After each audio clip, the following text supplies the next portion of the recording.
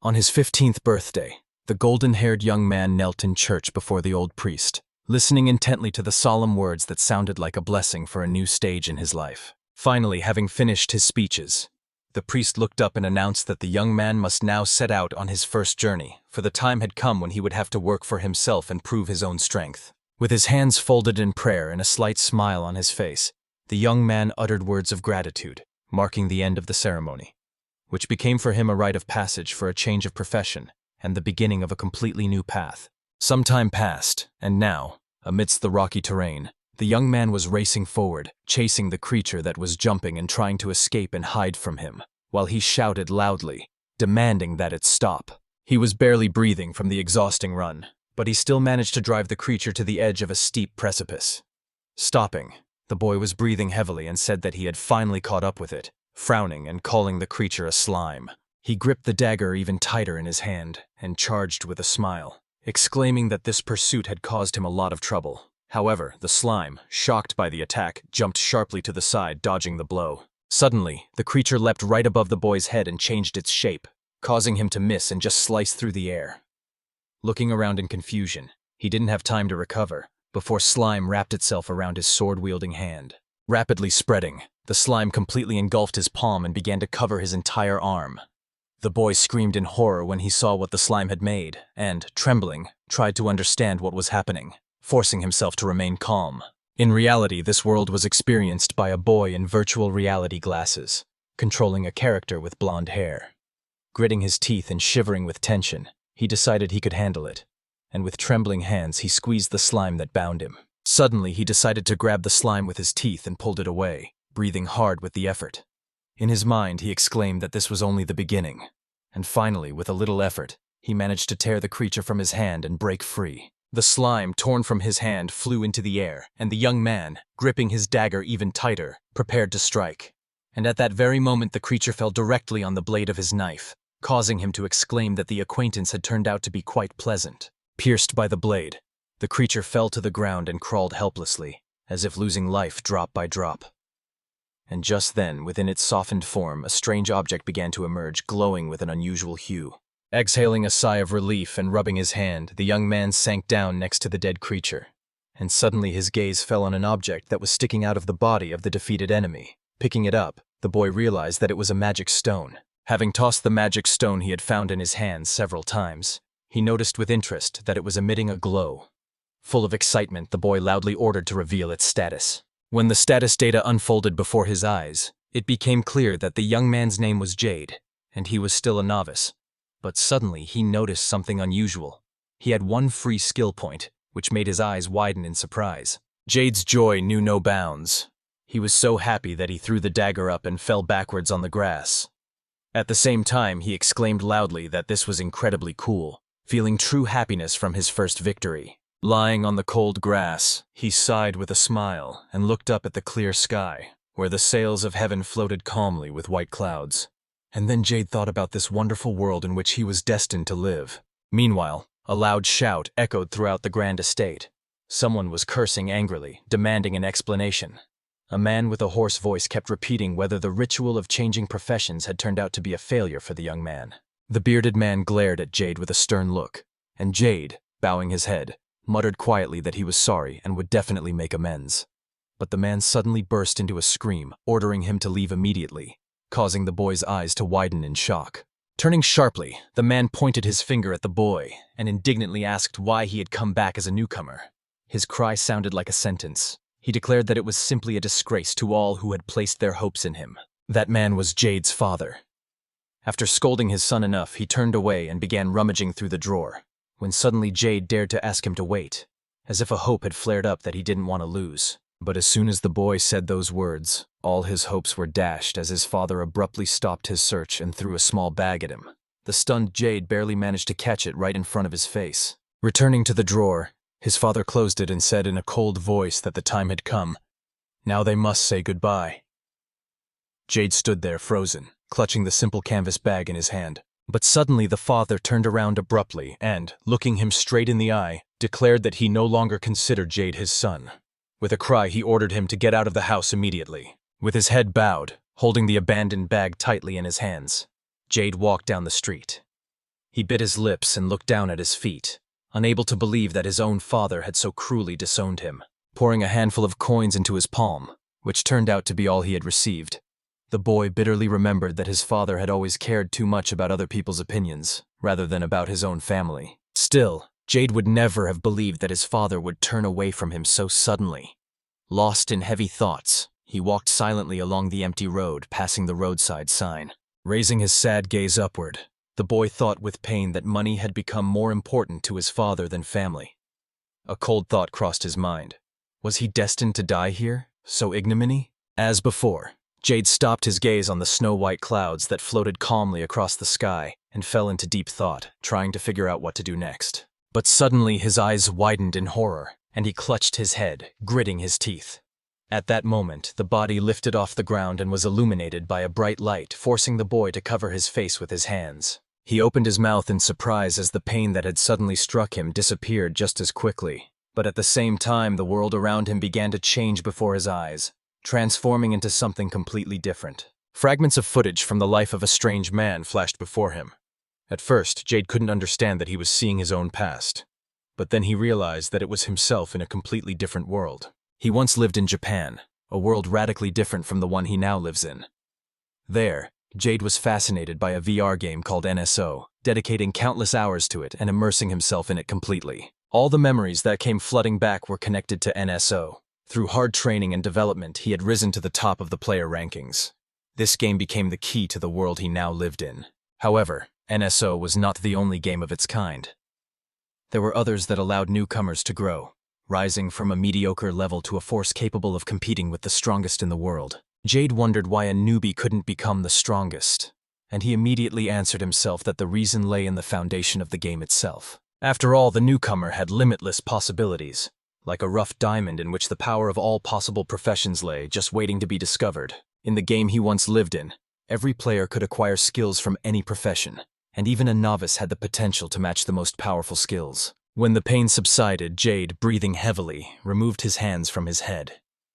He straightened up and looked around, and it was then that he noticed something that seriously struck him. His gaze froze in amazement. The world around him was strikingly similar to the same NSO he had spent so much time in. The realization hit him like a blow. Still reeling from the shock, he felt a cold sweat trickle down his face. Suddenly, something alive stirred below. A small, furry creature sat next to him, and Jade realized that he was in a world at the very beginning of civilization. Recalling the right to change professions, he reasoned that there were many different paths, among which knights and magicians were always the exceptions. Gritting his teeth, Jade decided to check everything out for himself. Stretching his hand forward tensely, he gave the command to open the status, and at that moment, the status screen unfolded before him. Stunned, he exclaimed in surprise, then laughed and smiled triumphantly. Raising his hands in excitement, he was so happy that he even scared the animal next to him. In his mind, he exclaimed that if this was truly the world of NSO, then even a rookie like him could become the strongest. Jade soon arrived in the city, having crossed the Sanzu River. It was here that he found a gun shop and spent the last of his money to buy himself a new knife. By hunting small and simple monsters, he gained skill points. But he understood well that this would not be enough for true power, unless he wanted to spend his life chasing only slugs. Stretched out on the cool grass, Jade smiled broadly, holding the magic crystal in his hand.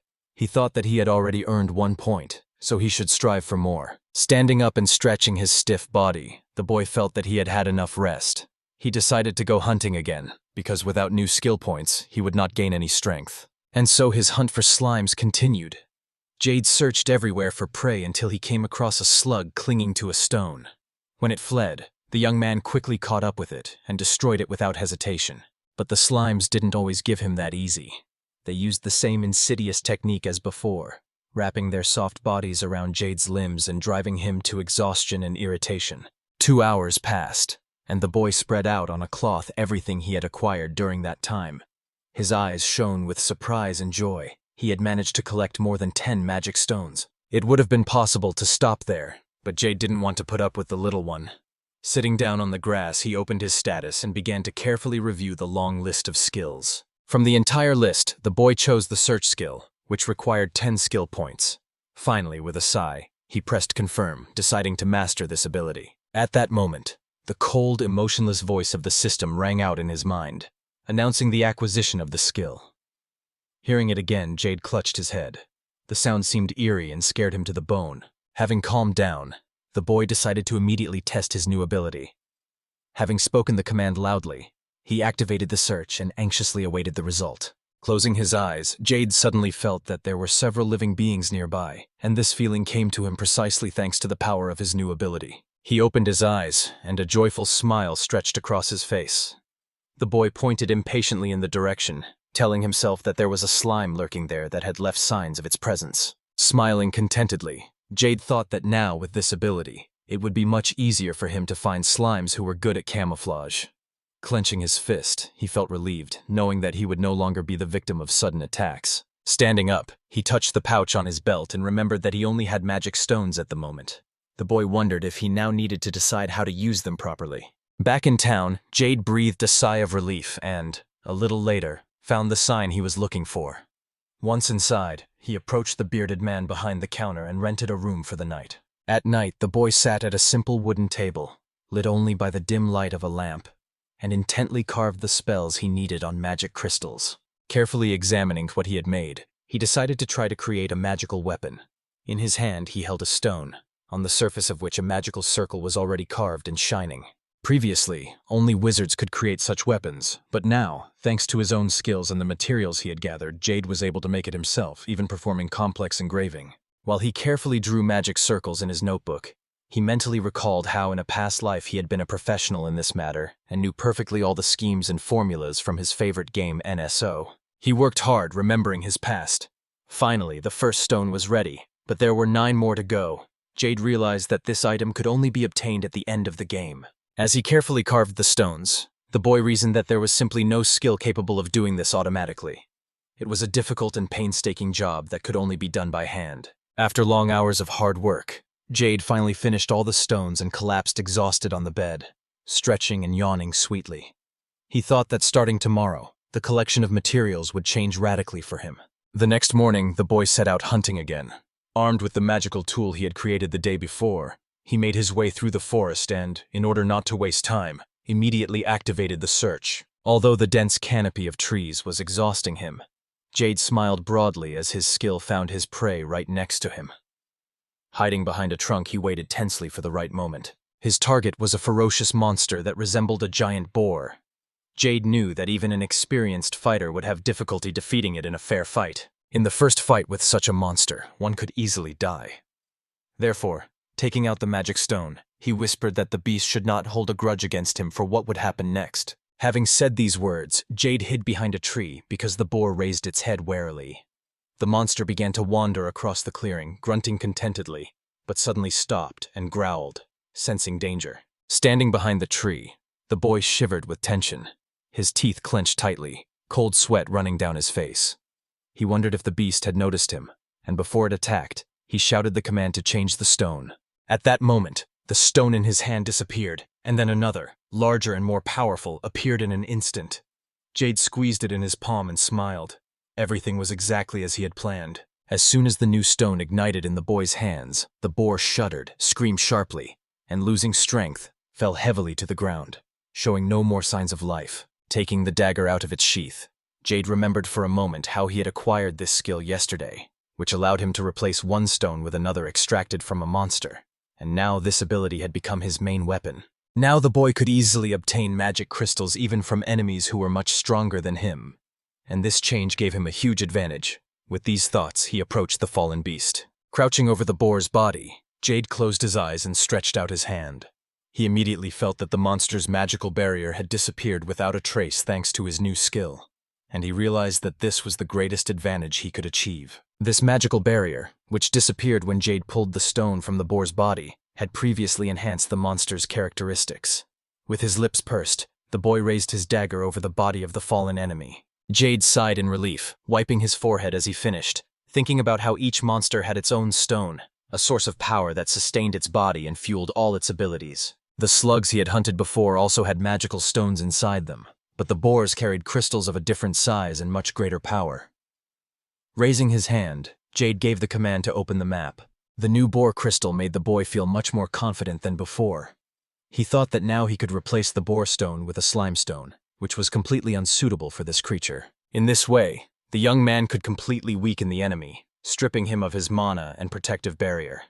Seeing that he had already accumulated a full 100 skill points, Jade was delighted with the first serious milestone in his development. The essence of the substitution skill was to weaken someone else's magic stone. Rising to his feet, the boy continued to smile, sincerely rejoicing at even such a small but important achievement. At the same time, he knew that this ability had limitations. It did not work on certain creatures. For example, it was powerless against dragons. Smiling, Jade hurried in the opposite direction from where the boar had fallen. Sitting down by a stream of icy water, he scooped it up with his palms and washed his face. The boy thought that the skill only worked against mid-level monsters, and therefore could sometimes be completely useless. Wiping his face with his hand, Jade stood up and looked around the area. And it was then that he noticed something to the side that made him wary. Quickly hiding behind a tree, he placed his hand on the hilt of his sword. Looking out from behind the trunk, the boy saw a huge beehive hanging from a branch and a swarm of buzzing insects scurrying around it. Looking closely, Jade recognized these insects as wasps. He saw a nest of huge wasps in front of him. He activated the search to figure out what was hiding inside this hive. Clenching his fist, the boy counted. 2 large wasps were on the surface, 6 more were sitting inside, and 9 more were flying nearby. He concluded that most of the swarm had now gone out to find food. Tightening his grip on the dagger, Jade thought that beginners usually avoided such dangerous creatures, because without mentors nearby, they had almost no chance of survival. It was almost impossible to deal with this swarm alone. But looking at the handful of magic stones in his hand, the boy confidently decided that this time he had a chance to win. Lifting the crystal, he activated the substitution ability. The stones instantly rose into the air and glowed with a bright light as if answering his call. The next moment they were gone, and at the same time the flying and crawling wasps suddenly stopped. New stones appeared above Jade's head, the ones he had just pulled out of these creatures. The immobilized wasps fell to the ground one by one, completely powerless. Jade clasped their magic stones in her palm, feeling a true victory. Crouching down next to one of the wasps, the boy reached out with his dagger. He admitted that it was too dangerous to act alone, but he told himself that he had to survive, and without hesitation he plunged the blade into his enemy. Soon Jade was sitting on a fallen tree, one leg stretched out in a relaxed position. He had gained a whopping 500 experience points for killing wasps, and decided to take on a new skill that required 100 points. The system's voice immediately sounded in his head, announcing, Jade had acquired the vault skill. The boy, intrigued, decided to test it out. He raised his finger and gave the command, and it instantly opened. The essence of his new ability was that he could store several things at once, even very bulky ones. Delighted by this, he stood up and headed towards the empty hive. Now he understood that at any moment he could get the things he had put there. Putting everything away in the storage room, Jade exclaimed that this was a great travel skill, thanks to which he could practice and profitably sell the materials he found. The boy was about to leave, but suddenly he remembered something important. Sighing, he turned around and headed in the opposite direction. Jade returned to the body of the boar he had defeated earlier. Sitting down on the ground, he began to draw with his stick on the ground, wondering why he hadn't gained such a useful ability sooner. Drawing a table with numbers, the boy thought, the new ability has serious limitations. That's why he will be able to take the boar only if he strengthens his hideout even more. Standing up and rubbing his chin thoughtfully, Jade decided to expand the storage threefold. The system immediately confirmed that the improvement was successful. To make sure, he activated the ability again. Stretching out his hand, he saw the vault open directly above his head, and he exclaimed in delight. It had become much larger. Clasping his hands together, he suddenly stretched them forward and opened the hiding place next to the boar, smiling and saying that now he could easily take the prey with him. Then he moved on. Soon the boy reached a place where several large buildings stood next to each other. It was the Adventurers Guild. Jade approached the door, which had a notice on it stating the conditions for visitors. After reading them, he wondered if he could sell his loot there. Clicking on one of the ads, the boy found himself in the middle of a hall filled with people actively trading trophies. Jade called the girl behind the counter, opened the vault, and stretched out his hands. Grabbing the boar by the horns, he tried to pull it out, shouting that he wanted to sell the prey. The stunned girl rushed towards him. It was the girl Jade had called out to. Hastily adjusting her glasses that had slipped and clutching a book in her hands, she anxiously asked him what he was doing. The boy let go of the boar in confusion and froze in indecision. Scratching the back of his head absent-mindedly, he finally muttered that he was just trying to make a little money. and that the boar was just his baggage. And then a thought struck him.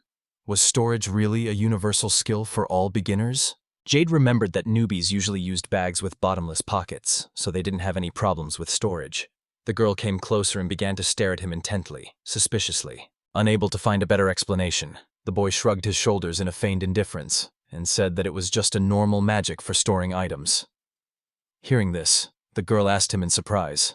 Pushing her glasses higher up her nose, she looked at Jade even more closely and said that she had never heard of such magic. The boy pretended that everything was fine, and in the end the girl just sighed and decided not to press him any further. She smiled and held out her hand, asking for an adventurer's ID.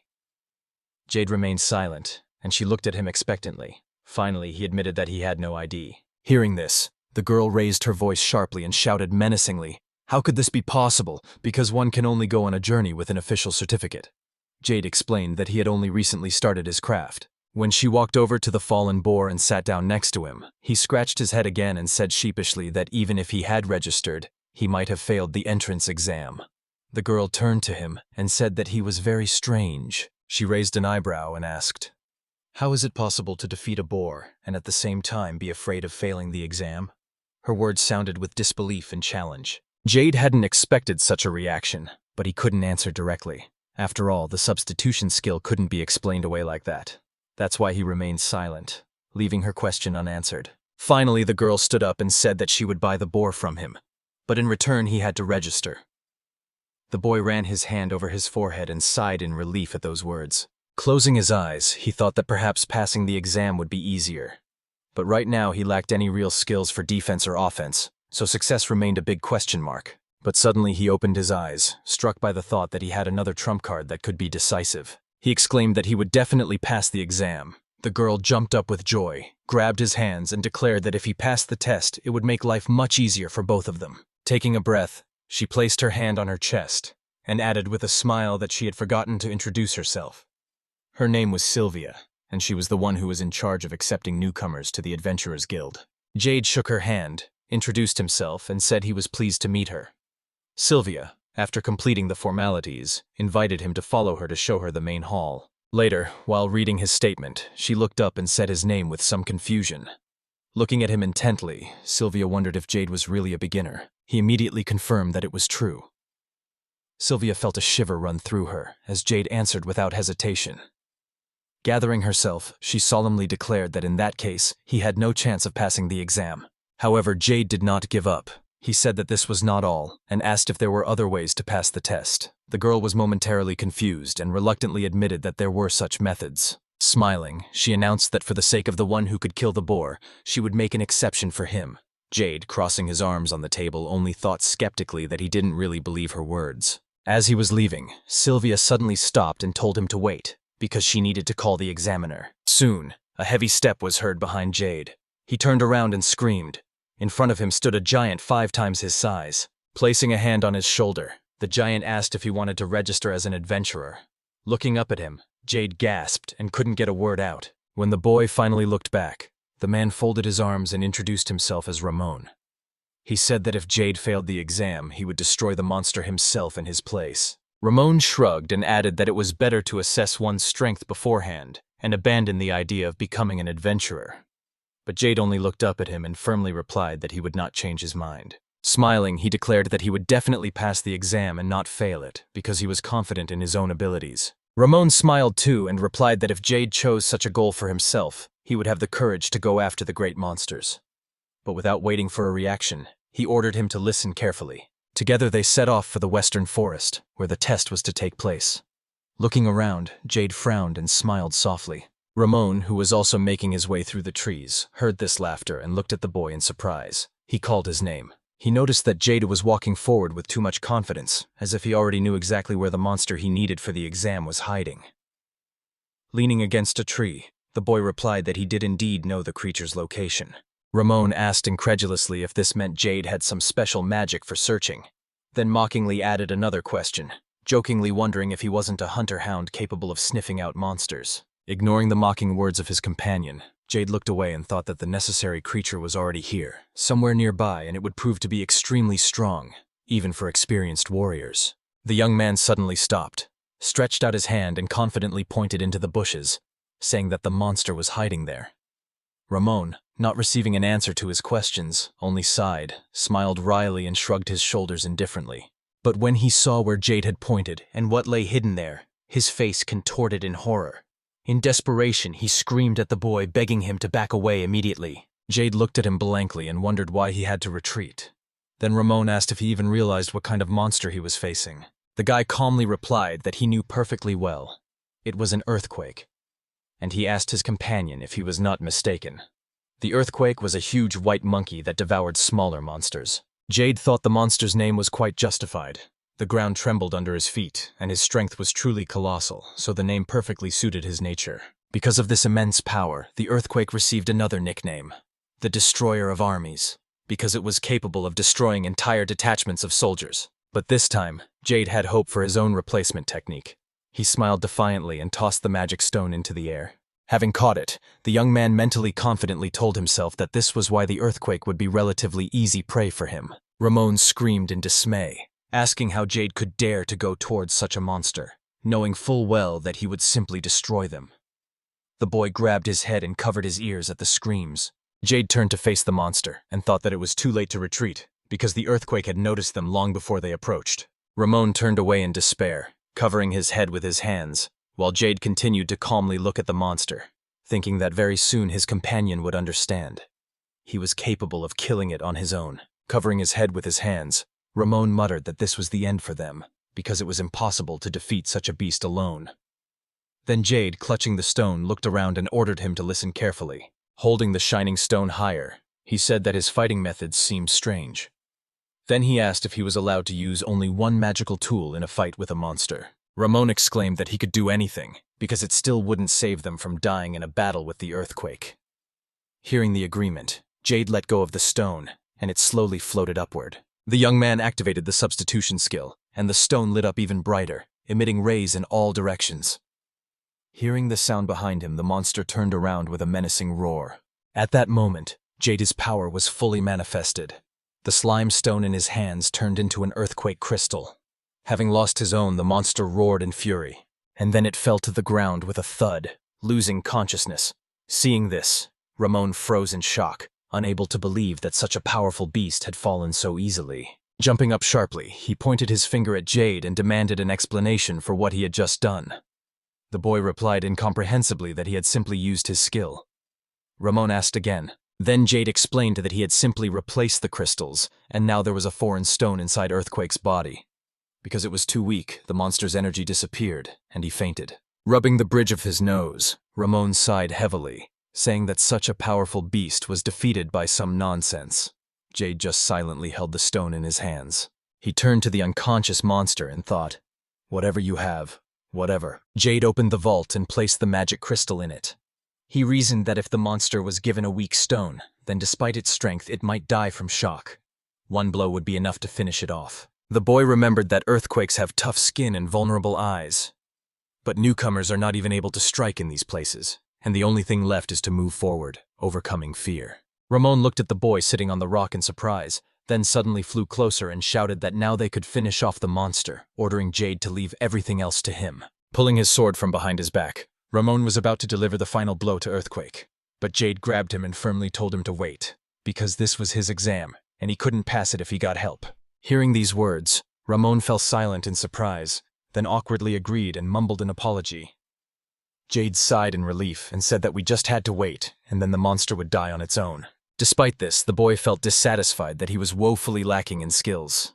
Looking down, he opened the control panel, where it was revealed that he currently had 400 skill points. Soon he rose from the stone and returned to the earthquake lying motionless on the ground.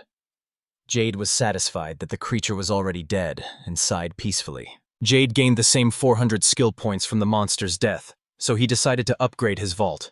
The system reported that it had been upgraded by another 4 levels.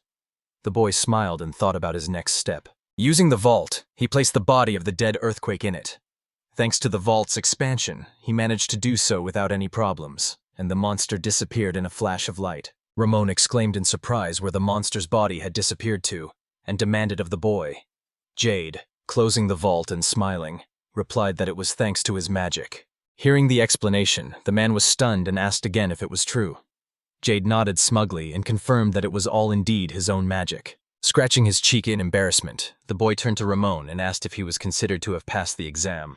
Ramon, surprised by this change in mood, laughed and confirmed that Jade had successfully passed. Ramon said that the young man has a true understanding of combat, and that is why he has a bright future in the guild. As they were returning from the forest, Sylvia greeted them on the way to the Adventurers Guild, waving cheerfully and smiling. Jade returned the favor, raising her hand in greeting. Coming closer, Sylvia greeted them joyfully and immediately asked how the young man's exam went. But Ramon, overwhelmed with admiration, began to loudly praise Jade, claiming that he had accomplished something incredible. He even asked Sylvia if he could immediately raise his rank. The girl froze in amazement. Adjusting her glasses, she asked incredulously if he was joking. But when the man shook his head, Sylvia turned sharply and ran to the guild, saying that she would call the guildmaster. Jade just sighed helplessly and thought that he had only wanted to register to sell his loot, and they were already trying to promote him somewhere. Soon the elderly guildmaster appeared. He asked in surprise what had happened, and wondered if Ramon really meant that the novice Jade was almost as strong as a B-rank warrior. Sylvia, panting from running, stood nearby. Ramon placed his hand on the disgruntled Jade's head and began to passionately recount in minute detail what had happened during the exam. After listening to him, the guildmaster scratched his beard thoughtfully and doubted whether to believe it. But Ramon insisted and declared that Jade possessed special storage magic, and he could prove it. After these words, the guildmaster turned to Sylvia and asked her opinion. The girl confirmed with a smile that she had seen Jade open his vault with her own eyes. Then the master, after thinking a little, told Ramon that if all this was true, let Jade demonstrate the magic of the vault to him with his own eyes. They walked up to the guild building and went under the roof. There, Jade raised his hand and opened the vault for everyone to see. After that, he turned to those present, advising them to move further away. When they obeyed, the young man raised his other hand and completely opened the vault, pulling out the earthquake. The giant monster's body fell to the floor with a loud crash, breaking it. What they saw made Sylvia and the master open their mouths, and Ramon proudly folded his arms across his chest. Jade was only surprised that the beast had broken through the floor. His eyes widened in surprise, and the bearded guildmaster exclaimed that this was indeed the body of the same monster. Looking back into this vault, Jade said he had something else to show them, and asked if Ramon had told them yet. Taking out a magical earthquake crystal, he announced that he was able to replace monster stones. The master froze, pondering what he had heard, and Sylvia, having recovered from the shock, said with delight that it was amazing, and now it was clear how Jade had defeated such a strong monster. She remembered the boar that Jade had brought for sale before the exam. The girl explained that when they had dismembered his body, they had not found the magic stone. When she took out the cloth-wrapped object, she showed only fragments instead of the whole stone. Unfolding the cloth, Sylvia showed Jade the fragments of the slime stone. She added that everyone was extremely surprised at the time. The guildmaster said that the crystal replacement method was apparently the guy's main weapon. Jade calmly confirmed these words. Finally, the old man smiled and declared that if Jade proved her strength, there would be no problem. He added that special conditions would be created for this exam. Hearing this, Jade smiled sincerely, and behind him, Ramon clenched his fist in victory. Soon, a certificate was placed on a tray in front of Jade. Sylvia solemnly announced that it was proof of his adventurer status.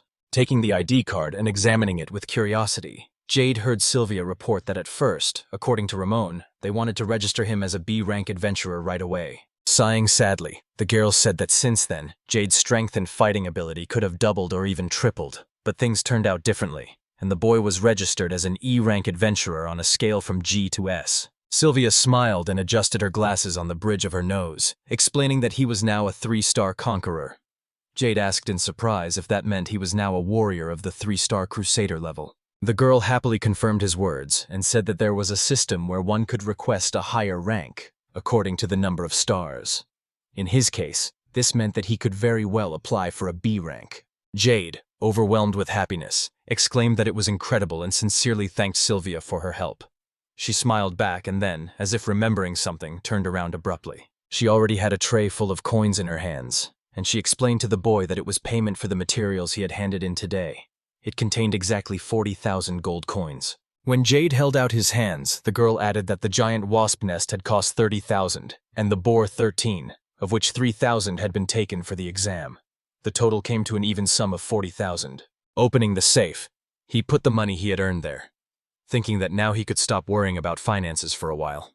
With deep gratitude, he thanked Sylvia again. The girl waved her hands in embarrassment when she saw him bowing and told him not to do that. She wished him to come to the guild again, as she would be glad to see him again. Jade left the building towards evening. Rushing back to the hotel, he easily destroyed a few slimes he had the misfortune to encounter along the way. In his room, the boy carved magic stones until late at night, yawning from fatigue. The next morning, refreshed, Jade set out on the hunt again. This time, he decided to try a new strategy that would allow him to accumulate mana more efficiently. He tested 20 different tactics in preparation, then spent another 50 points to improve his search 3 times. Thinking about it, he activated the skill. Thanks to the improvement, the range of action had increased significantly. Soon, Jade looked away with satisfaction, having found the prey he was looking for. He began to move forward cautiously, and his search showed him that there were 2 wild boars, 15 giant wasps, 6 mole monsters, and even 1 underground worm in the forest. Opening the vault, Jade took out the item he needed, the magical boar stone he had obtained yesterday. The boy activated the substitution technique, and the stone rose up, shining. When he used the skill, all the monsters he found suddenly turned towards him, staring in surprise at the spot where the boy was standing. Bright rays of light began to burst from the ground and headed towards Jade, and the boar stone absorbed all this power. Then a huge pillar of light burst from the crystal, raising dust around it. Over time, the stone began to gradually collapse and decrease in size. A black crater opened in the sky above his head, and strange creatures began to descend from it.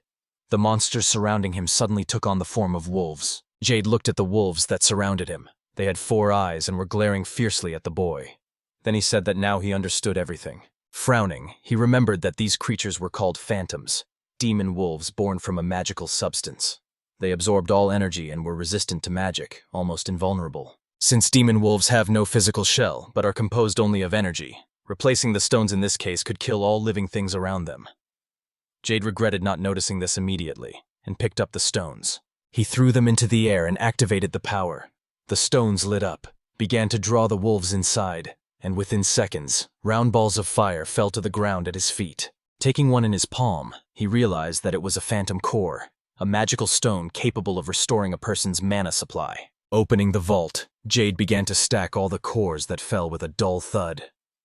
He thought that such stones would sell for a lot of money on the black market. The guy suddenly became indignant and asked himself why he hadn't done anything about it until now. In essence, he had deliberately caused a magical disaster by using phantoms.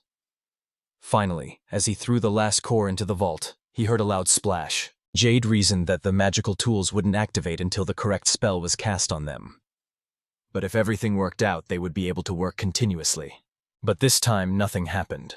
The process was disrupted by a phenomenon called a magical catastrophe. It is the magical catastrophe that absorbs all the energy, destroys weak monsters, and gives rise to new, much stronger ones filled with enormous power. The Phantom could only be dealt a fatal blow with SP over 300, and the bonus would be a rare stone. The Phantom Core. After checking the status, Jade thought he could kill 2 birds with 1 stone. Suddenly, Jade was surprised to notice that he had new skills, and not 1, but 2 at once, which was an unexpected but at the same time inspiring discovery for him. Rapid regeneration enhanced physical abilities and restored the body, while martial arts helped with hand-to-hand combat techniques.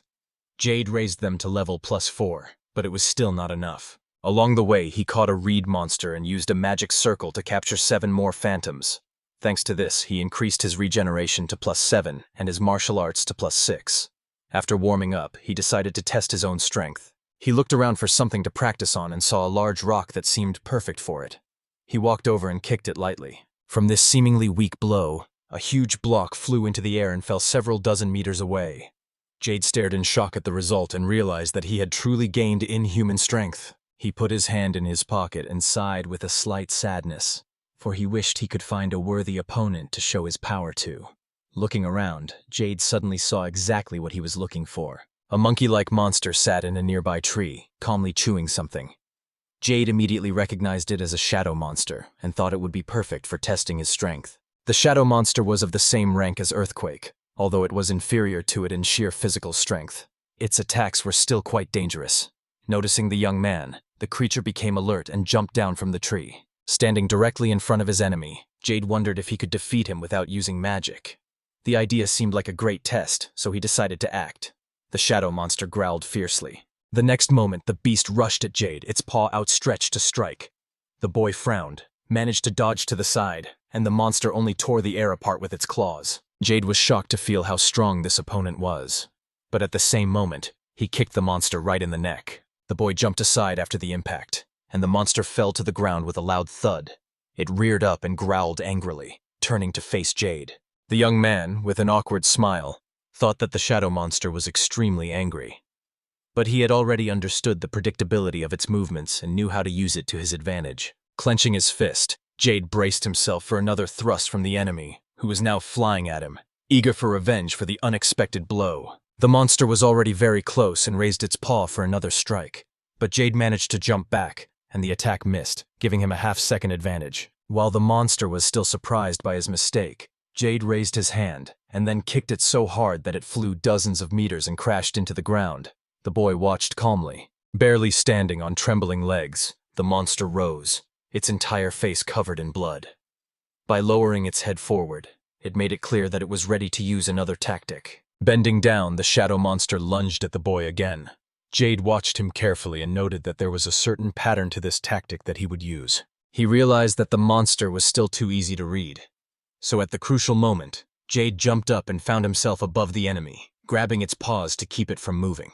Pressing his knee against the monster's head, he thought that the enemy's second mistake was that he was going straight ahead. The monster always raised its head and didn't look around when attacking, so Jade could easily predict its movements. This time, the beast was already flying straight towards the mountain ledge. The blow should have landed squarely on the rock, but his paws were bound and he couldn't dodge. At the right moment, Jade jumped off his back to avoid being hit himself. The shadow monster's body crashed into a small mountain, shattering it into pieces. Landing, Jade looked at the creature lying motionless among the rocks. Opening the control panel, the guy saw that he had 150 points, and after the victory, it was already 230. Then he opened the storage room and removed the monster's body for further sale. Smiling, he thought that he had easily defeated the enemy without using the substitution technique that he had used to defeat Earthquake earlier. Jade even jumped with joy, realizing that he was becoming stronger and stronger.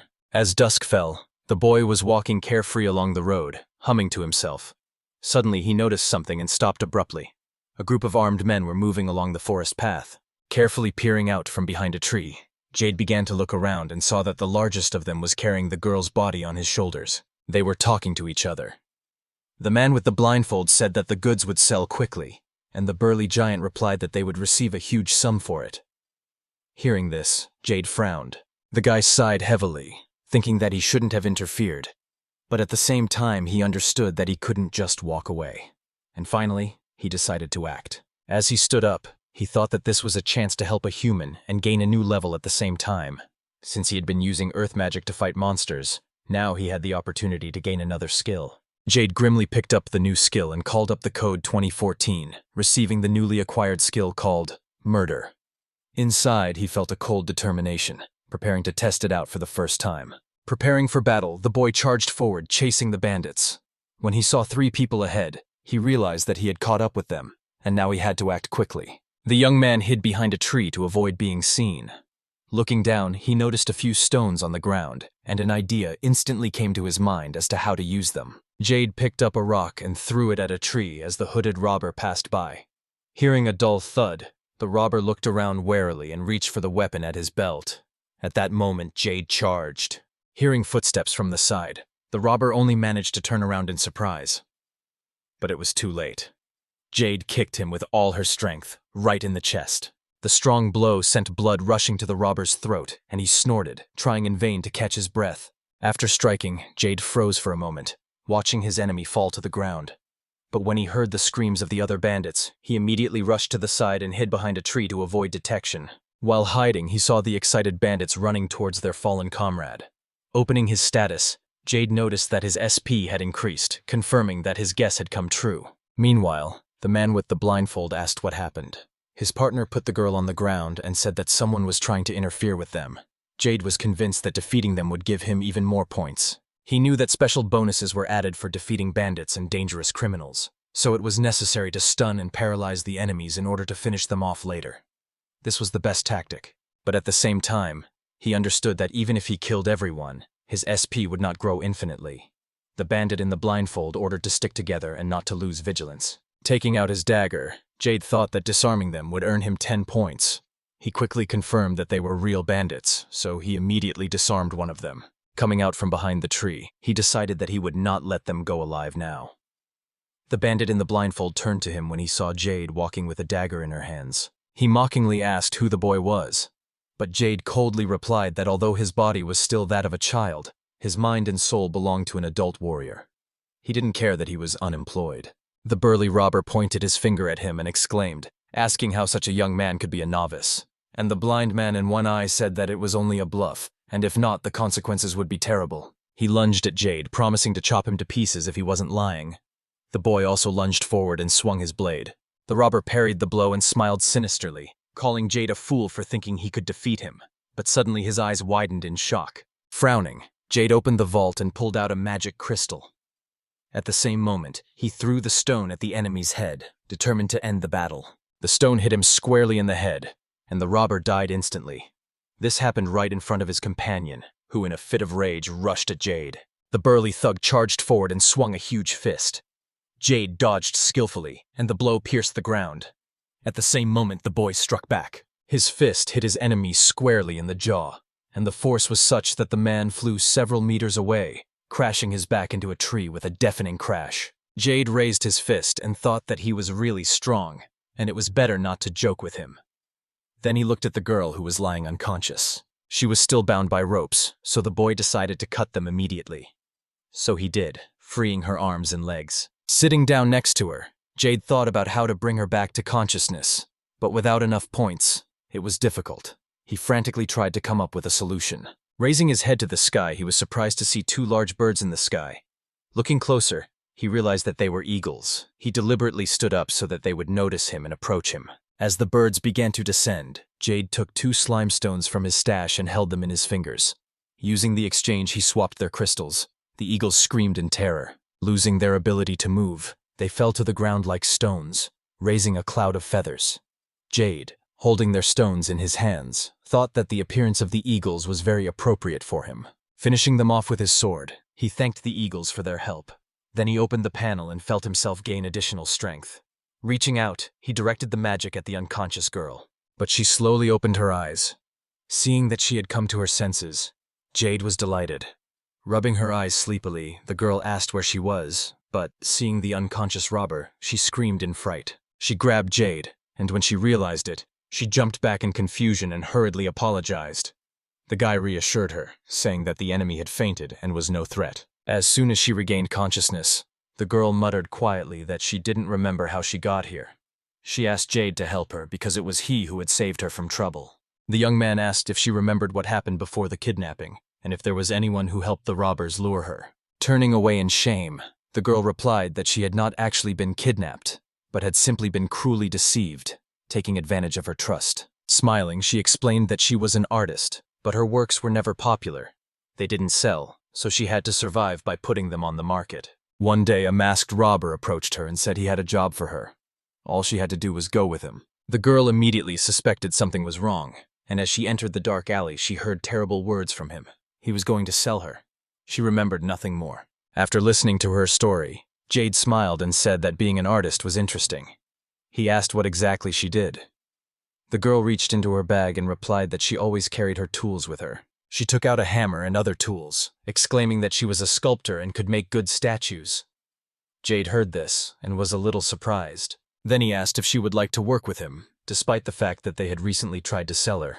The girl was stunned by the proposal, and she asked him what he meant. The guy scratched the back of his head awkwardly, apologized, and explained that he was just too excited and didn't express his opinion quite correctly. Jade told her that he was a novice adventurer and needed to collect various items to level up. After listening to him, the girl was delighted to learn that she could create magical tools based on her sculptures. She was amazed by this and turned away embarrassedly, muttering that it was fascinating. Jade smiled and said that everything was fine and that he understood her reaction perfectly. He added that he could master magical skills himself by drawing circles in the air. The girl was even more surprised and called it a wonderful ability. With her head down, she sadly thanked him for his support and said that she didn't even know she was capable of such a thing. It was about creating magical tools because that required sculpture. With her hands folded in her lap, the girl admitted that she was not a great professional, so her tools might not be of very good quality. Jade mentally denied her words and said out loud that that was why he wanted to ask her for help. He explained that the magical tools he needed could be made by hand. The girl was surprised and asked again, so Jade decided to explain everything in more detail. The guy said that when a magician creates tools with his hands from valuable materials, they gain more power, because they are filled with living energy.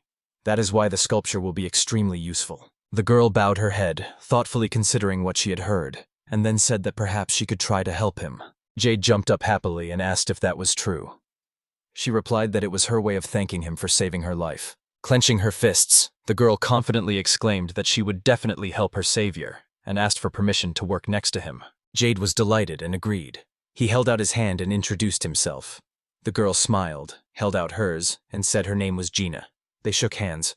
After remembering something, Jade opened the vault, saying that he needed to tally up the results. He wanted to check how much his level had increased after destroying the bandits, and began stacking their bodies in the vault. Gina immediately guessed that this was the same vault magic he had mentioned earlier, and asked if it was really possible. Jade scratched his head and apologized for the delay.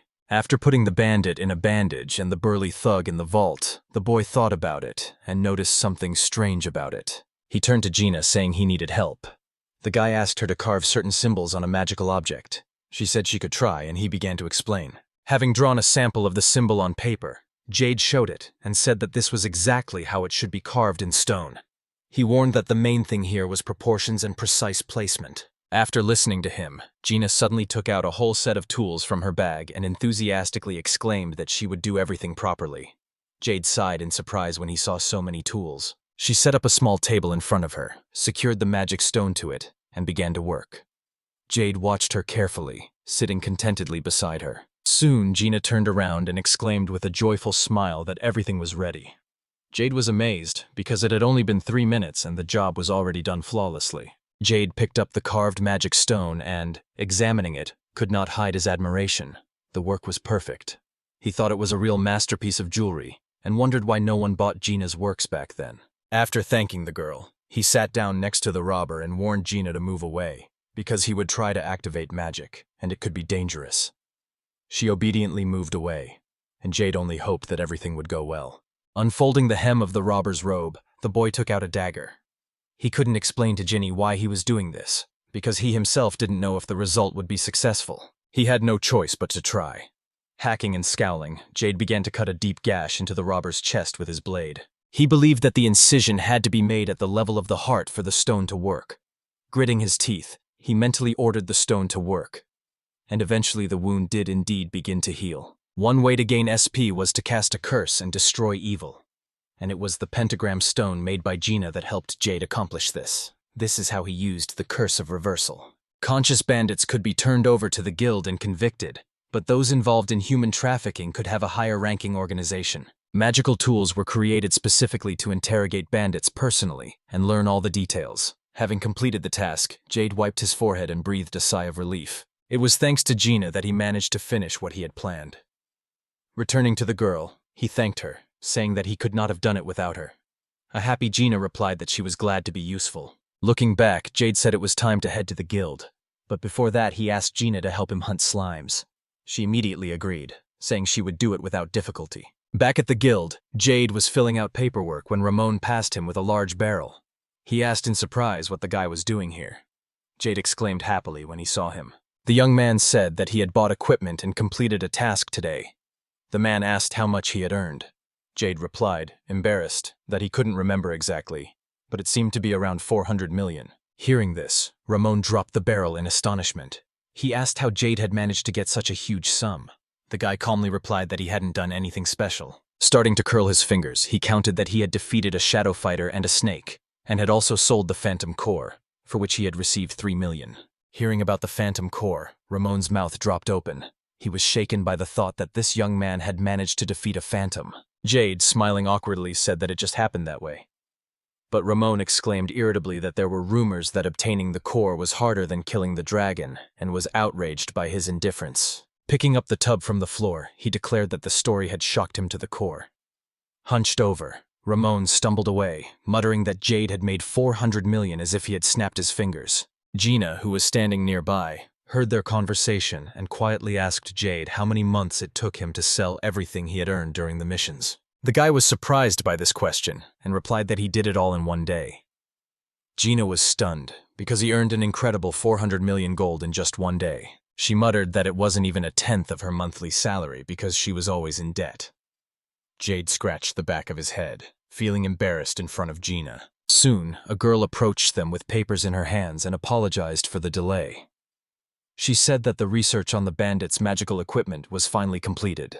Pointing to the side, she asked Jade and Gina to follow her. Her demeanor was serious. She was responsible for her work. She led them to a table where the robbers' belongings were lying and explained that most of them were stolen. If they recognized their belongings, they could take them. Seeing something familiar, Gina sighed. She rushed to the table and grabbed the hat, exclaiming happily that it was exactly her thing. Jade was also happy and said that it was good that they had found it. Putting on the hat, the girl smiled that she really liked it. The girl with the report leaned over the map and pointed to the place where they had found the bandits.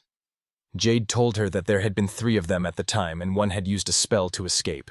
Closing his eyes, Jade activated the search, trying to identify the fugitive, but found nothing. He was probably still unconscious. The girl with the papers said he would do a great job. Jade asked, confused, if she was really sure. She said she hadn't even thought about anyone else but him. She added with delight that yesterday Ramon had told her about his success, as the young man had defeated an earthquake with one movement.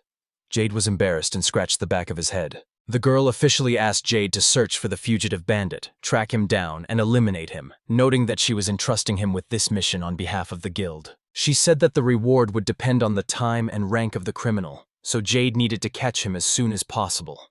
The boy thanked the girl with a smile for her trust. Jade had rented a room for Gina at the hotel, plus 2 extra rooms for meetings and work. When he went into her room, he asked if she really wanted to get down to business today. As she got ready for work, the girl confidently told him not to worry because everything would be ready in 3 hours. Jade thought that 66,000 in 3 hours was a huge amount, and Gina was doing a great job. The boy spread out 2 sheets of paper on the table. One had a sketch of a magic slime stone, and the other had a sketch of an eagle stone. Gina looked at it carefully and said she understood everything, after which she sat down to work. Jade smiled, looking at her. As he was approaching the door, he heard Gina call out to him. Looking back, the boy asked what had happened. The girl smiled sincerely and thanked Jade from the bottom of her heart for everything he had done for her. She said she was incredibly grateful to the young man. Jade smiled back at her and quietly closed the door. He thought that fatigue was finally taking its toll, and his first day as an adventurer was coming to an end. The next time he knocked on the wooden door of the room, waiting for permission to enter. But there was no answer. After waiting a while, Jade carefully opened the door and looked inside. After taking a few steps into the room, he froze, stunned by what he saw, and opened his mouth in surprise. On the bed, he saw Gina, sleeping peacefully, even snoring.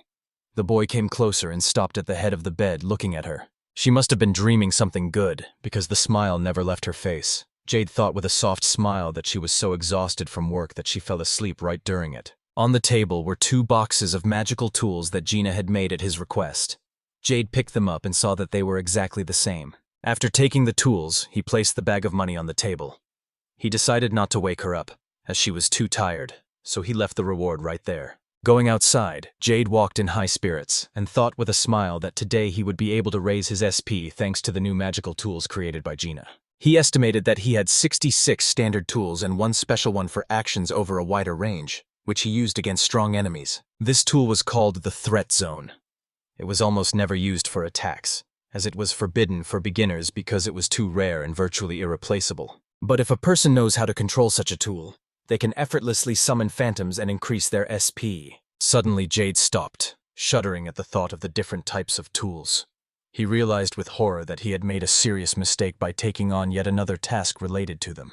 The boy fell to his knees and pounded the ground with his fists. He sighed heavily and thought bitterly that he would not receive the magic stone today because of his own mistake. Calming down, Jade set off into the forest in search of magical creatures.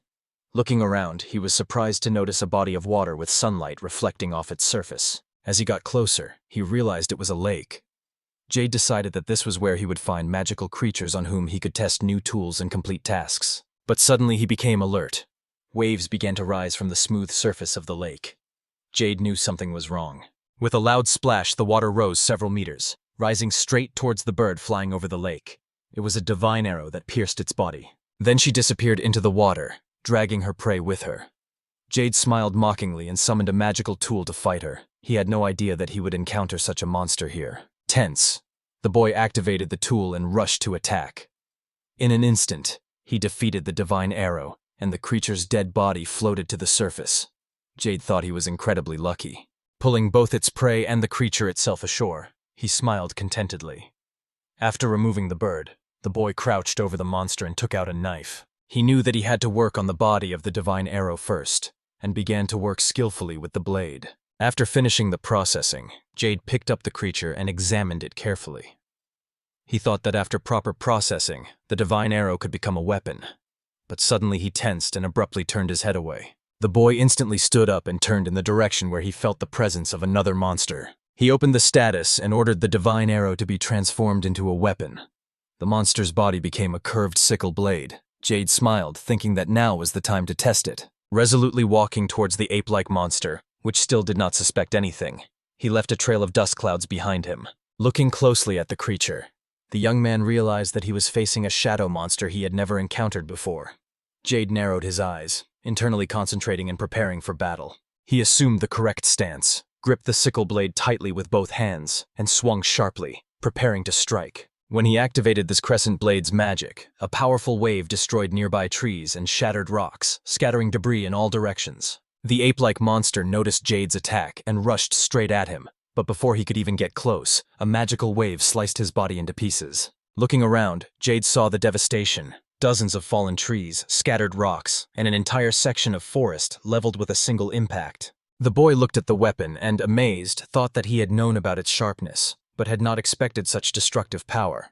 He smiled in delight, finding it astonishing. Jade continued to speculate that the sickle blade had the unique ability to create shockwaves of incredible power, capable of destroying anything in their path. Examining the blade, he came to the conclusion that it was thanks to the power of the divine arrow that his magic had been greatly enhanced, granting the blade unprecedented power. Shaking the weapon, which seemed flexible like jelly, he thought that it was further amplifying the effect of the blast waves, and that only played into his hands. Jade firmly decided that the blade had indeed become an extremely powerful weapon, and he would certainly continue to use it, and later also process the material, creating a real sword. Opening the portal, he sent the monkey's body inside so he wouldn't have to drag it alone.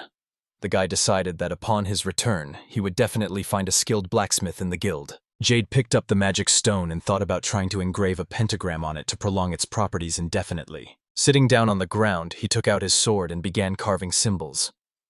Jade thought that he had no way to return to the city and ask Gina, so he had to do it alone without damaging the stone. Looking at the tiny stone, he thought with displeasure that Gina would have done a much better job. He was uncomfortable working with such small and slippery material. Placing the stone on the ground, he finished his work and touched the pentagram. Jade judged that the symbol turned out quite well and declared aloud that everything was ready. He quickly ran away from the stone and thought that now it was time to test its strength. The further he moved away, the more keenly he felt that the moment of testing had come. Pushing off the giant rock, he jumped onto a tree branch. He exhaled breathlessly. He had been running for 10 minutes already. Jade thought that his task now was to destroy all the monsters that this stone had attracted. He looked at the monsters surrounding the stone. They came in all shapes and sizes, but they were all drawn to the power of the pentagram. What caught his attention most was the swarms of giant bees that had swarmed the stone, creating a buzzing sphere around it, through which the pentagram was barely visible. He also noticed monster boars and even werewolves, thinking that if you added them all up, you would have quite a number of opponents. Taking another stone, he excitedly calculated that if he added the monsters underground and in the sky, he could get over 100 points in total. This was the signal to attack. Jade gripped the stone in her hand and pressed the magic sign, loudly announcing the start of activation. The stone trembled and began to emit powerful waves of energy. He threw it sharply into the crowd of monsters, carefully watching the trajectory to make sure everything was going according to plan. The beasts raised their heads, fixed their gazes on the stone, and at the same moment a blinding glow enveloped everything around them. Waves of magic erupted from the stone, enveloping the monsters. The stone trembled even more and began to crumble under the pressure of its own power. There was an explosion and it finally crumbled, losing its magic. Jade watched the scene in the clearing intently. The monsters were still running around, but he smiled and shouted loudly that this was enough, because he was a real good guy. Opening the map, He looked at the black dot that marked him and counted the nearby white dots that marked the monsters. There were only 61 of them. Jade instantly jumped down from the branch. Landing on the ground, he touched it with his hand and shouted joyfully that it was time to begin. The boy was fully prepared to battle all the monsters. The werewolves immediately charged at him. Jade covered his eyes with a strand of hair and said that he would use a hinge attack. He opened a magical screen to strike. Hundreds of magic stones appeared and lined up in even rows. The werewolves froze and stared in fear at Jade, who stood before them with the firm intention of destroying each one. The monster screamed in pain as the stones activated, their howls echoing around, and the wolves tried in vain to escape, unable to take a step. A cloud of dust rose in the air, and when it settled, the monsters were gone. Jade stretched out his hand and, smiling, exclaimed that he was grateful to them for such delicious food. He opened the stats screen and, smiling, read, 61 phantoms destroyed, SP 18,300 points, and his total skill points now 1,839.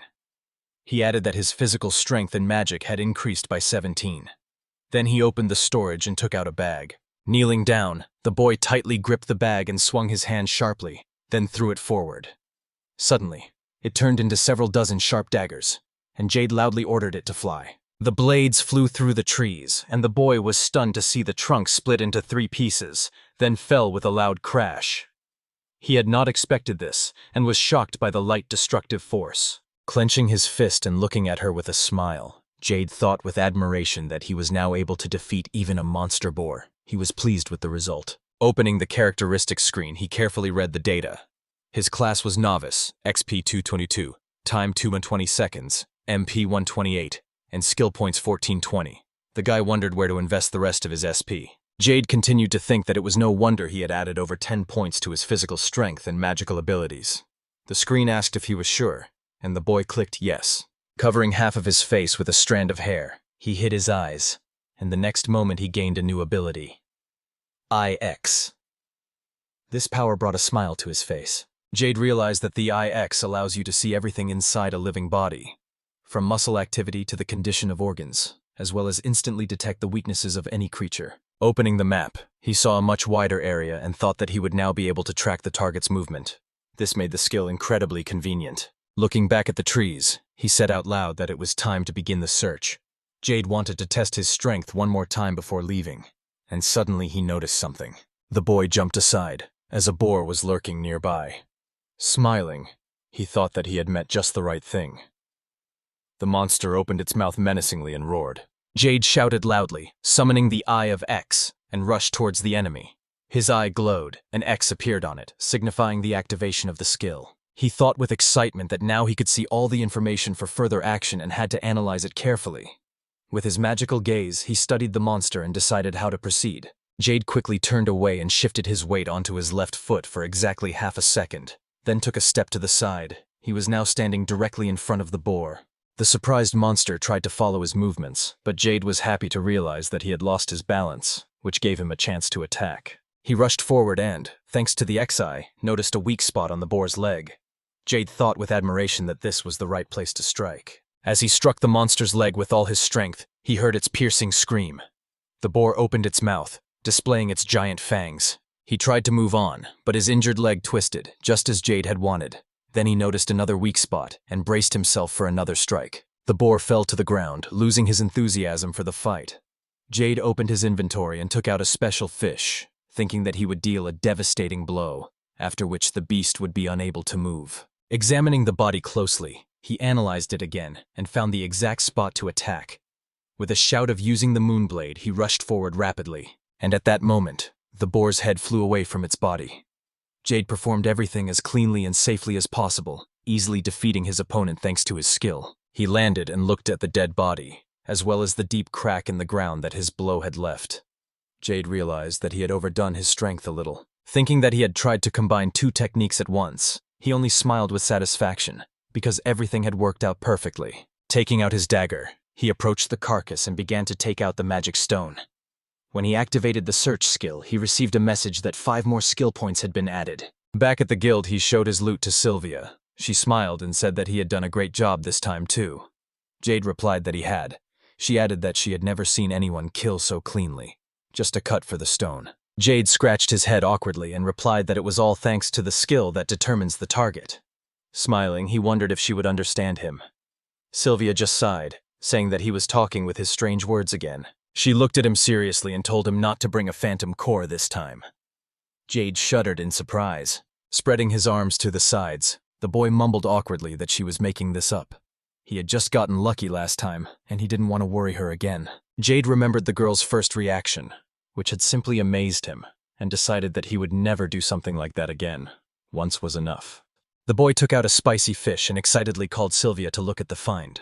She, with a startled cry, exclaimed that it was exactly what she had thought. Bending over the fish, the girl began to examine it carefully, and enthusiastically suggested that it could be a divine arrow.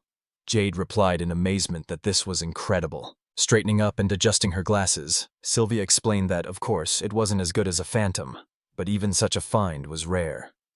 Jade exclaimed happily that this was more than enough, since he dreamed of making a weapon out of it. Sylvia listened attentively to his words, and Jade curiously asked if she knew anyone nearby who could help, as it was extremely important to him.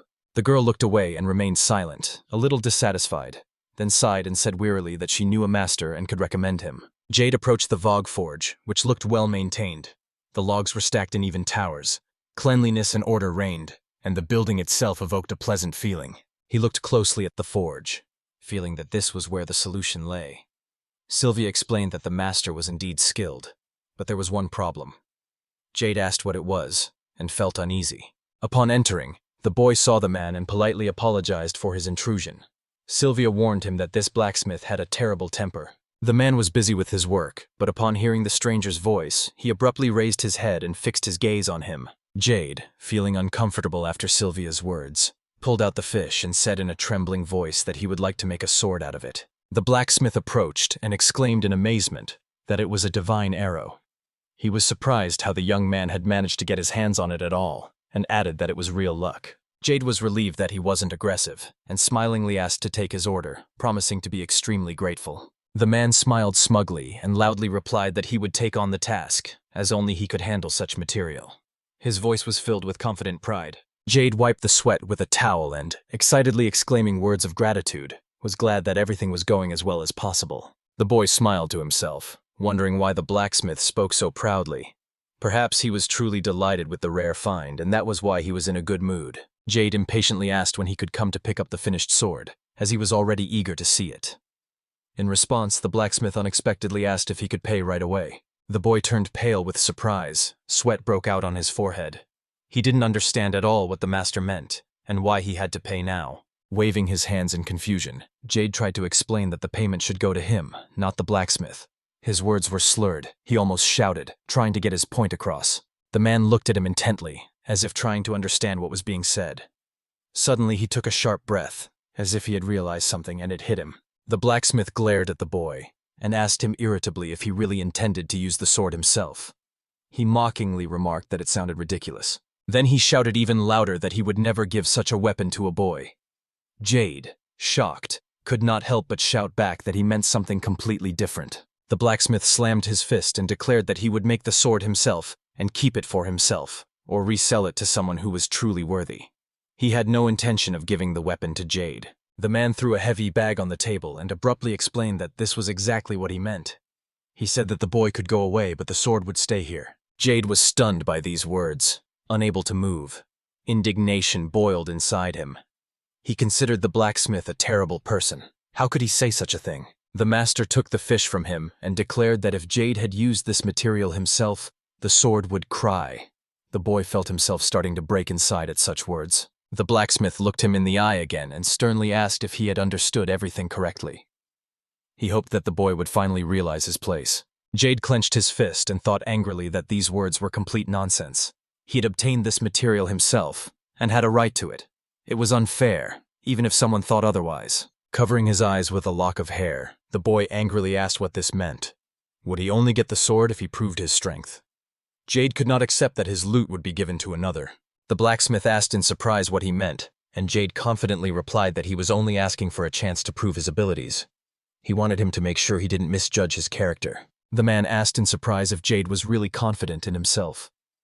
The young man, filled with joy, thought that he finally had a chance to show his abilities, and smilingly replied that, of course he was. The blacksmith sternly stated that Jade would then fight whoever he chose, adding that he had no intention of forcing him, even if he was injured in the process. The boy confidently thought that he would cope under any circumstances, because there was no other way out.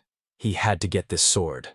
Out loud, Jade loudly declared that he was not afraid of even injuries. The blacksmith turned away, thinking about something, and then curtly ordered the boy to come here in exactly 7 days. Jade replied that he understood everything, returning home with a smile. Jade thought that the blacksmith must have seen him as nothing more than a child.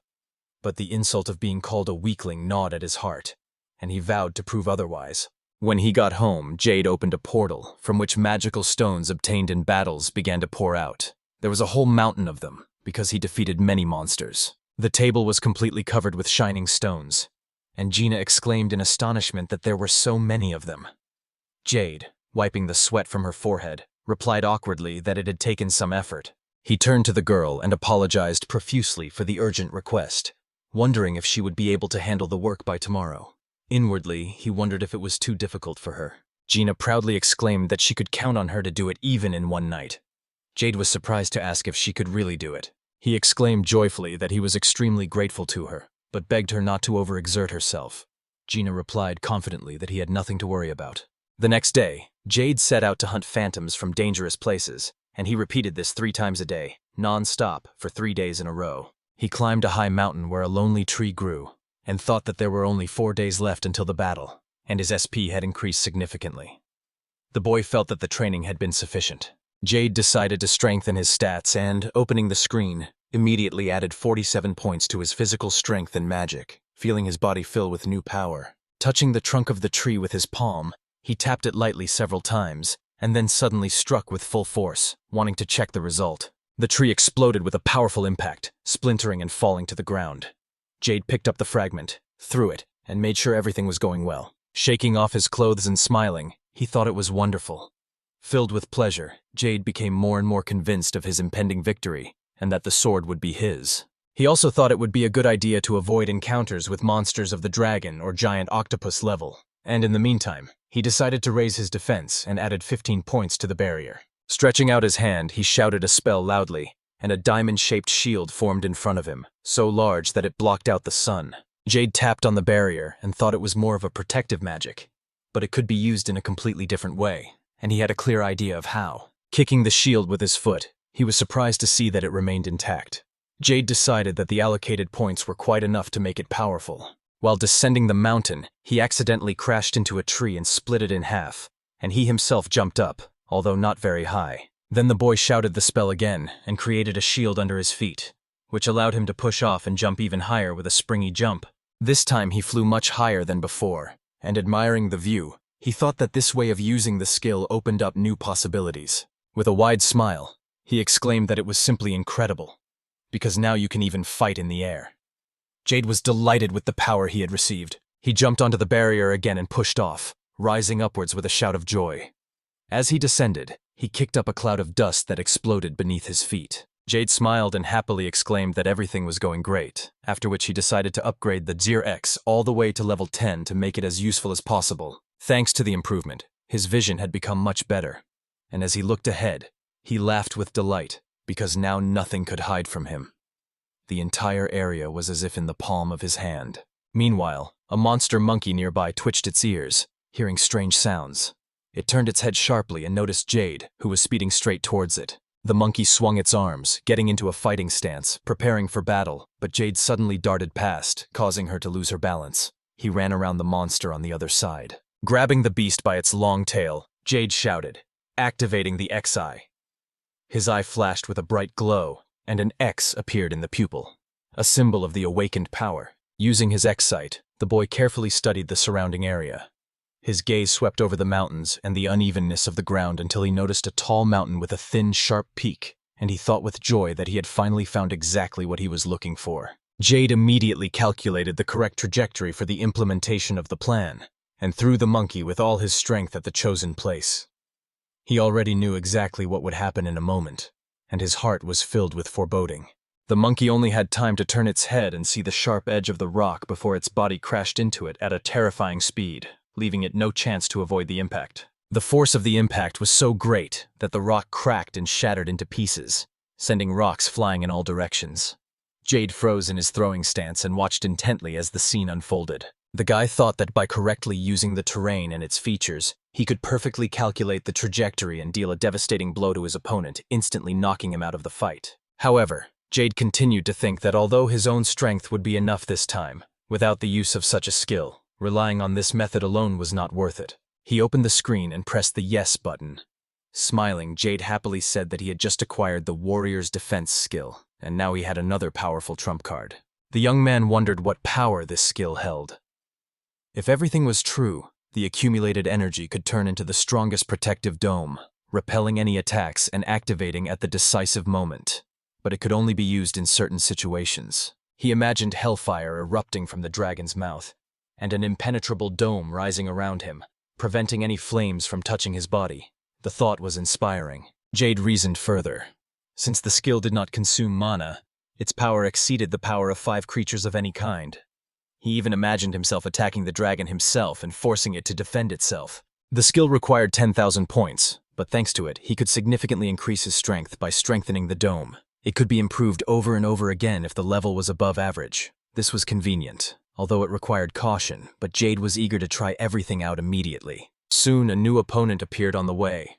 Jade thought with pleasure that he had just happened upon a giant boar, a great opportunity to test his new skill in real combat. Having loudly exclaimed the activation of Zora X, the boy felt his eye flash with a glow, and an X appeared in his pupil, an unmistakable sign that the skill had worked. He focused on the monster that was lumbering toward him.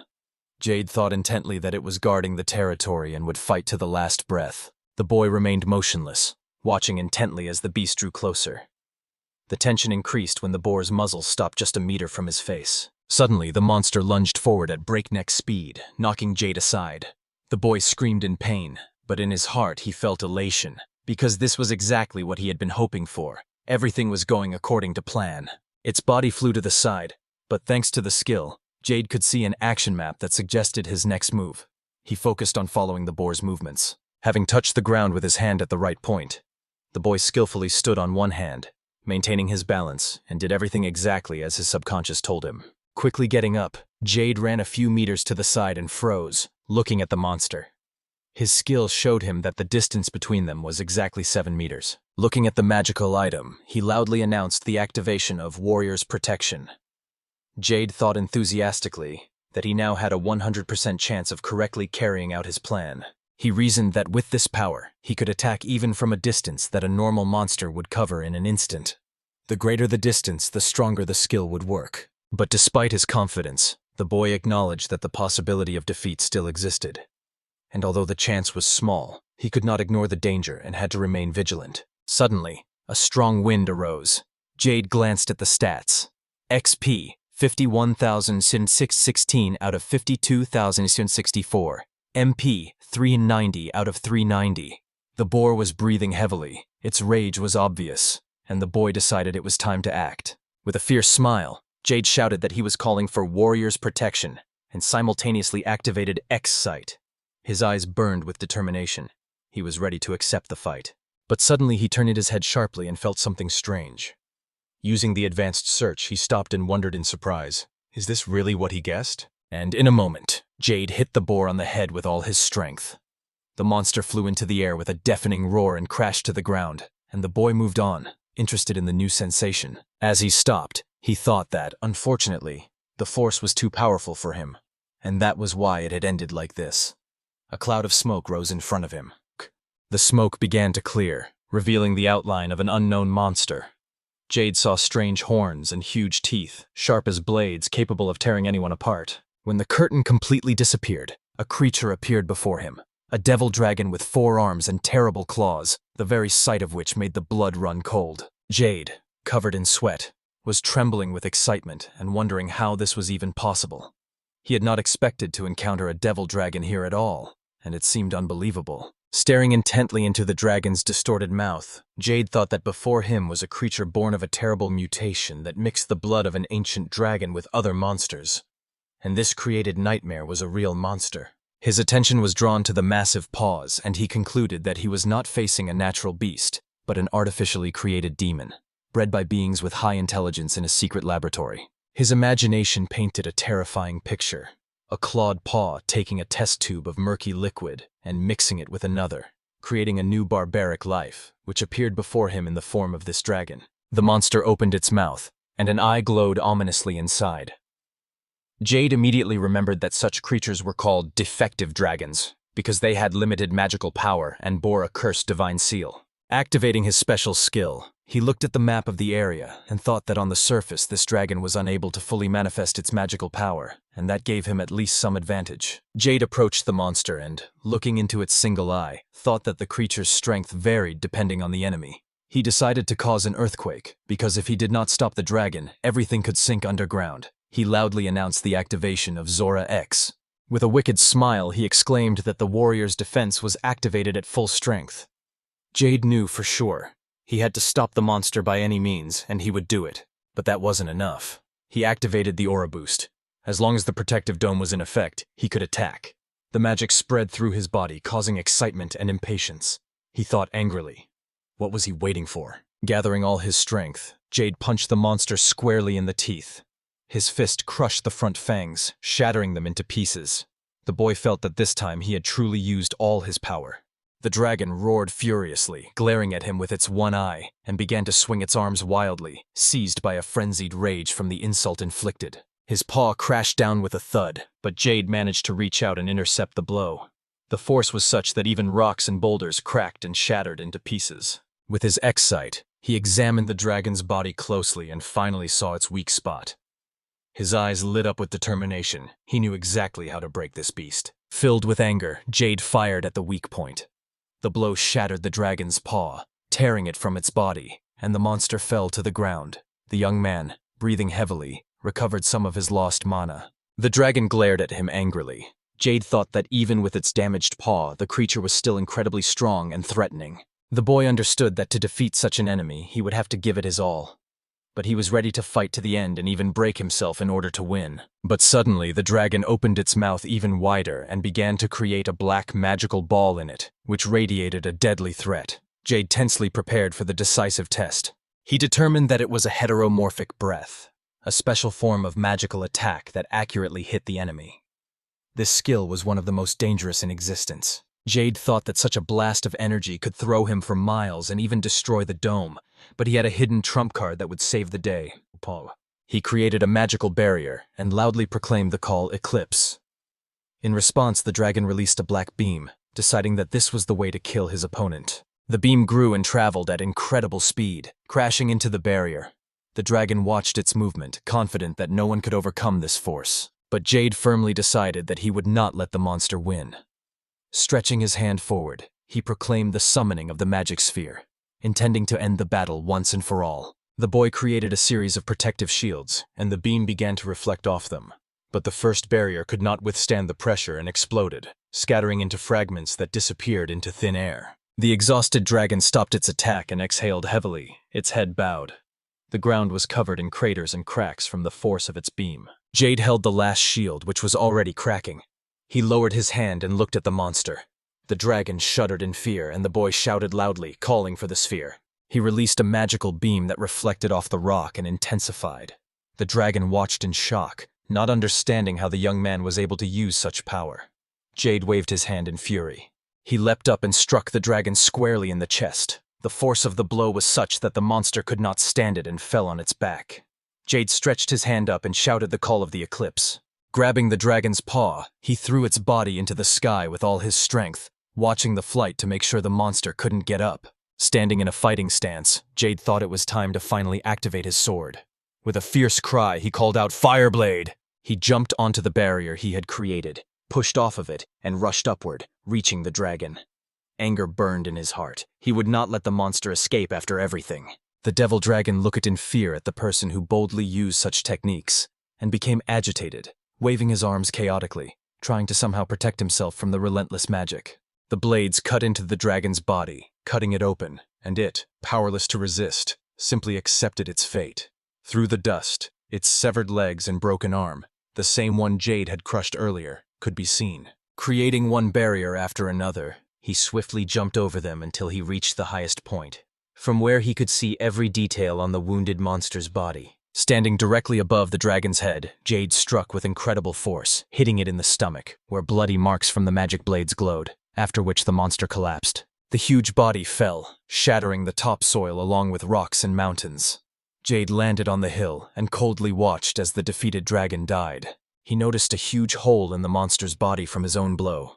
All life force had left the monster. He had lost the fight against the man who had defeated him so easily. Jade thought he wasn't as simple as he seemed. He put his old hairstyle back on, covering his X-eye, and looked like he was before again. He thought he had managed to use substitution magic, but the mission was still a near failure. The dragon was too strong, and his power had almost no effect. But in the end, he fell with one precise move. Jade jumped off the cliff and thought that for defeating the divine dragon, points would still be awarded. The level would increase, 200 SP would be added. It may not be much, but it is important for the rank. He walked over to the body and loudly ordered the vault to be opened. The screen flashed before him, and Jade began to study the carcass, wondering how best to dispose of the loot. What's done is done, he decided, opening the panel and investing points into upgrading the vault to level 10, because it really made his life easier. He pushed the dragon into the vault and made sure the huge body was completely inside. Jade figured that as long as he left it there, not much could happen. On the way home, the boy wondered what Sylvia would say if he told her about this battle. Scratching his head, he sighed in embarrassment. It was time to go back. 3 days passed. Jade sat on his bed, opened the screen, and carefully read the information about himself. He was very interested in the updated data. He looked at the stats. XP 52,664 out of 52,064. MP 49,490. Skill points 142,900. Jade wondered if he would still have time to rank up. After pressing a few buttons, he hoped that no difficult problems would arise. The storage was expanded to 100 items. He mused aloud that Spellbreaker was a technique that could block any enemy magic, and therefore a very handy tool. He wanted to see if it could suppress the power of the divine arrow. If he added the crescent blade to that, he would be able to withstand any powerful spell. Pulling on his black cloak, he thought that now he would have to train even more and master a new skill code. His rank was already high, so the risk of losing it was minimal. Jade decided to use magic techniques as often as possible. By replenishing his energy and giving it his all, he would become truly invincible. Smiling broadly, he was glad that everything was going well. He was overcome with impatience. He wanted to test the new forces in action as soon as possible. But first he headed into the mountains, returned to the forge where the master blacksmith was supposed to be working. He opened the door, which creaked unpleasantly. Inside, he saw a blacksmith with a cup of coffee, and next to him stood a tall man with a huge sword at his belt. The man looked at Jade in surprise.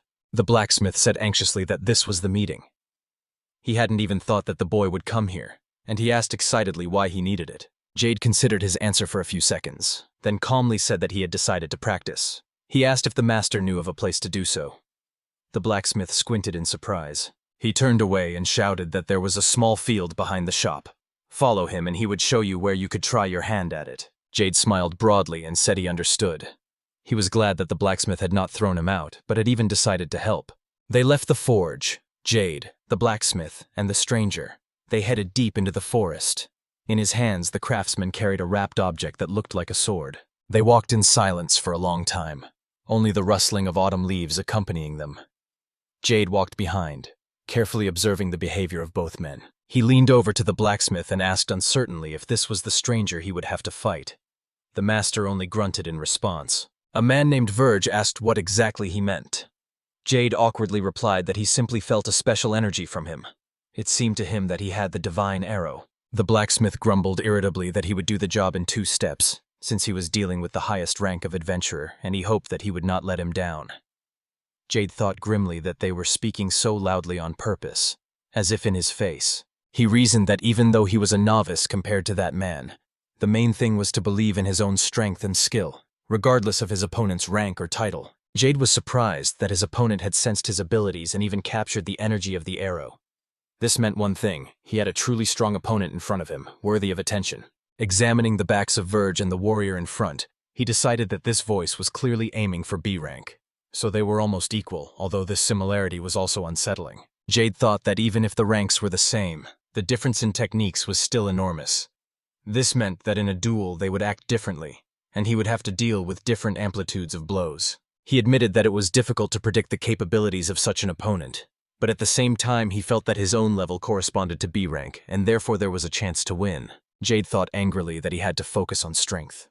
He would not allow himself to retreat, for defeat now would mean the loss of everything he had come for. They stopped in front of an old, roofless building.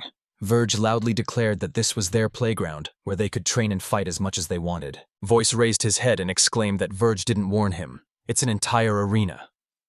Jade also looked at her carefully, but remained silent, focused on his thoughts. Inside, Verge loudly announced that the place had been passed down through the generations. He sometimes allowed young adventurers to train and compete there. He pulled wooden swords from a canvas bag. This was not at all what Jade had expected. Verge had ordered that these were the blades they would practice striking with. Jade took the sword, examined it carefully and checked its weight. He squeezed it in his hands, trying to feel its balance, and muttered under his breath, assessing the quality of the weapon. Voice grimaced and called out mockingly to him, forcing him to pay attention. Jade snapped out of his thoughts and asked sharply what that meant. Voice smiled and told him to look more closely. He shouted something incomprehensible and laughed wildly, declaring that he was calling upon the magic of the moon.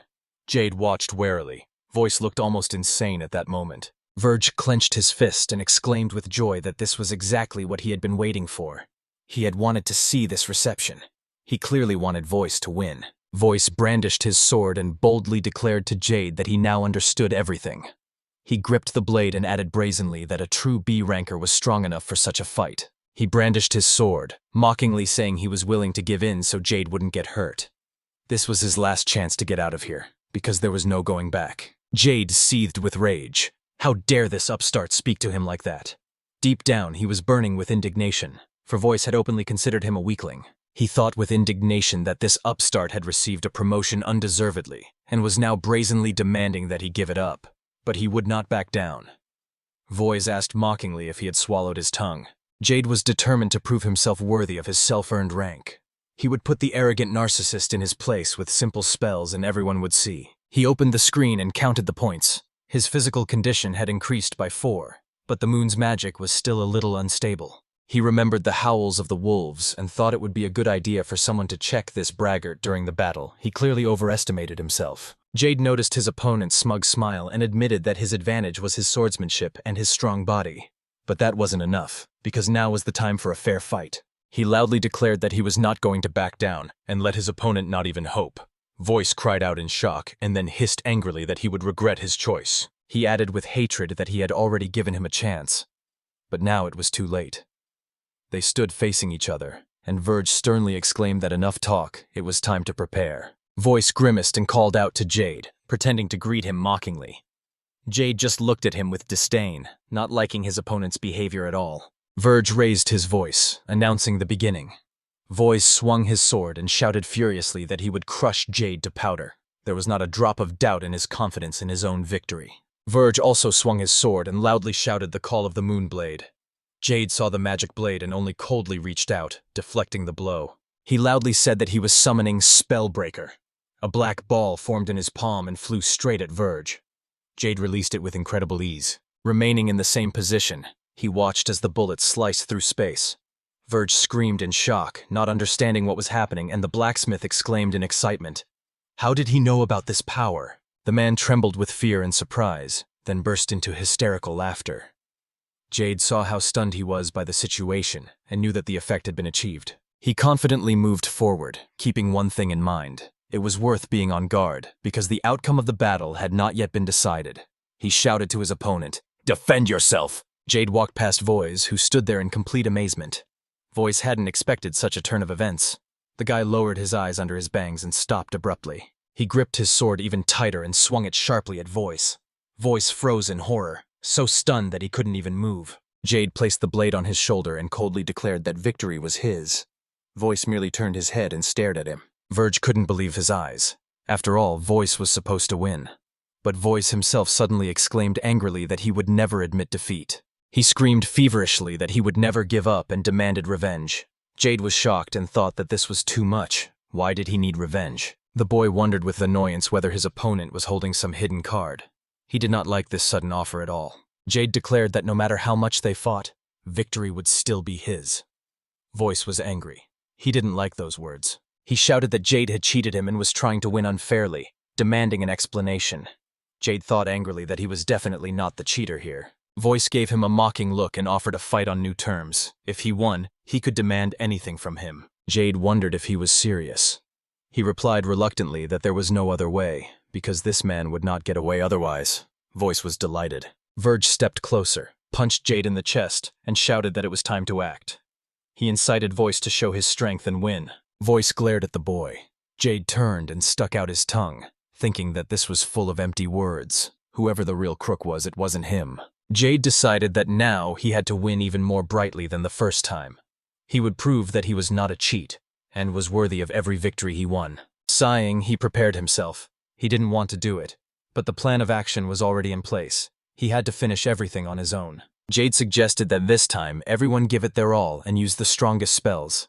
But if the arena is damaged, they should cover the costs themselves. Verge became furious, declaring that not a single brick would budge after his blows. He also mocked Jade as being too weak to be a true warrior. He shouted that we must fight for glory. Jade just smiled and thanked him for those words. That was exactly what he wanted. The voice roared that it was time for revenge, so loud that the scream could be heard even beyond the forest. Jade looked coldly at his agitated opponent, and thought that now, knowing all his weaknesses, he would be able to attack with full force. But suddenly, Voice's eyes widened as he saw Jade change. The boy loudly declared that he was awakening an all-encompassing energy. Voice and Verge stared at him in amazement, not understanding where this dazzling light was coming from. They couldn't make sense of anything. Jade gripped the wooden sword tightly and drove it into the ground. Now the glow covered not only himself, but also the weapon, blinding everyone around him. Voice thought in shock that he had thrown away the blade. So what was there to fight next?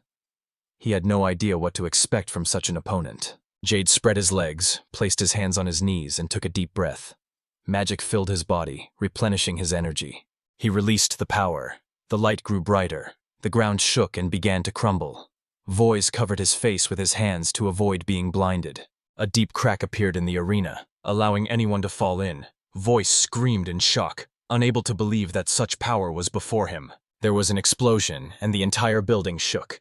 A column of dust rose high into the sky and cracks split the stone floor. Jade stood among the ruins, illuminated by a light seen from afar. He turned his head, noticed something, and froze in anticipation, ready for the next step. Jade noticed Voice's hand move tremulously. Only a wheezing sound escaped his lips. Gathering his strength, he began to twitch erratically and gasp for help. Jade, still radiating energy, walked over to him and held out her hand. Voice didn't resist. He grabbed it with both hands, clinging to it as if it were his only chance. Standing up, he immediately knelt down and began to mutter something incoherently. Jade sighed in disappointment, accepting his weakness. Verge fell to the ground, staring at them in amazement. Covering his head with his hands, Verge howled with a wild scream. Jade looked at him in surprise, wanted to say something, but he jumped up sharply and shouted that the monster had escaped. Jade reached out and muttered in confusion. His expression returned to normal, and he wondered with irritation where the promised blade was now since he had won. Before him sat Voice, broken. His gaze was filled with despair. He had barely recovered from the first defeat when he immediately suffered a second one. Jade nervously looked at his defeated opponent, hesitating whether to finish him off or leave him. His conscience wouldn't let him put an end to it, so he decided to simply return to the forge. But suddenly he heard heavy breathing. Turning around, Jade saw an exhausted Verge who, panting, ran, clutching the sword that the boy so desired. Verge held out his blade to him and shouted for him to take it and go away. He trembled with flight, trying to hide his fear. Jade took the sword and said yes hesitantly. He looked at the weapon and thought that Verge had simply run away, tail tucked, to avoid the worst. Drawing the blade from its sheath, he froze, amazed at its lightness. It felt perfect in his hands, even better than he had imagined. Jade raised it above his head. His eyes widened as the crystals in the handle shone. He couldn't believe his eyes. It was a real crystal of power. Such stones gave weapons incredible power, making the metal stronger than anything else that existed. Jade knew these crystals well. Their main feature was that they were beyond the control of others. He could feel their power down to the smallest detail. They could slow down time by speeding up the blade's movement, and if there were 3 S-rank crystals in the hilt, the speed increased threefold, leaving no chance for the enemy. He assumed that the master had carefully processed the crystals before selling them. Meanwhile, Voice's disciple from the village tried to explain something. Jade sheathed his sword and thought that crystals like this, especially S-rank ones, were incredibly rare. It seemed like he had really hit the jackpot. Verge slammed his fist on the ground and howled that the crystal was worth 60 million gold. Voice, stunned, asked if he was serious. The blacksmith shouted hysterically that he had expected the boy to lose in the first fight, but he won. And not once, but twice in a row. Voice, barely holding back tears, shouted that he couldn't believe it. The boy had taken possession of the blade. He almost sobbed from helplessness. Jade only grimaced at his behavior. Looking at them wearily, he wondered why he had warned them. But perhaps a compromise was still possible. With these thoughts, he left the arena and headed home. The next day, Jade approached a familiar house. Grabbing the doorknob, he pulled it sharply toward him, hurrying inside. Gina was sitting at the table with a book. Hearing the noise, she raised her head and turned to meet the boy. Jade blushed and apologized hesitantly, saying he had mixed up the rooms and hadn't even knocked. Gina smiled and reassured him that it was okay, he hadn't bothered her. The girl, with a twinkle in her eye, shouted for him to listen to her. She happily asked about their plans for today, full of enthusiasm. Jade smiled uncertainly and said he was taking the day off. Hearing this, Gina almost cried. She had so hoped they would work together. The guy handed her a small bag. He said it was for her. Gina was surprised and asked what it was because she didn't expect to get anything. Jade explained that it was her salary. The girl asked, confused, if she could really take it. He replied confidently that she could. She pointed out that she had worked very little and did not deserve it. Jade just laughed and pulled the drawstring, untying the bag. He decided to show her the contents so she would understand his seriousness. Inside, gold coins sparkled. Jade said with a smile that there were only 200 gold coins, and they would earn even more. Gina screamed in shock. After all, there were 200,000. Jade calmly confirmed. Yes, this was his weekly earnings from non-stop work. Gina took one coin and held it up to the sun. Her cheeks flushed with delight, and the girl exclaimed with joy that now she had real gold coins. Jade awkwardly replied that it was only a week's earnings. He suggested that they could raise at least 8 million by next month. Gina was stunned. The guy looked away and thought in confusion that he could put in even more effort if he wanted to. And then an idea struck him. Jade was genuinely happy with his own discovery. He opened the vault directly above her head and suggested that she look at something interesting. 3 spheres dropped down, and Gina screamed in fright. She shouted in panic to him to put them away immediately. After all, the guild had told her that such stones could cause real trouble. Jade only blushed and laughed awkwardly. The boy put them on the table and assured them that there was nothing to be afraid of. They were just magic stones. He spread them out in front of him, showing that they were completely safe. But Gina, waving her arms, shouted even louder that she didn't want to look at them, that he should take them back immediately. Jade tried to explain that we should see them not as a threat, but as an opportunity.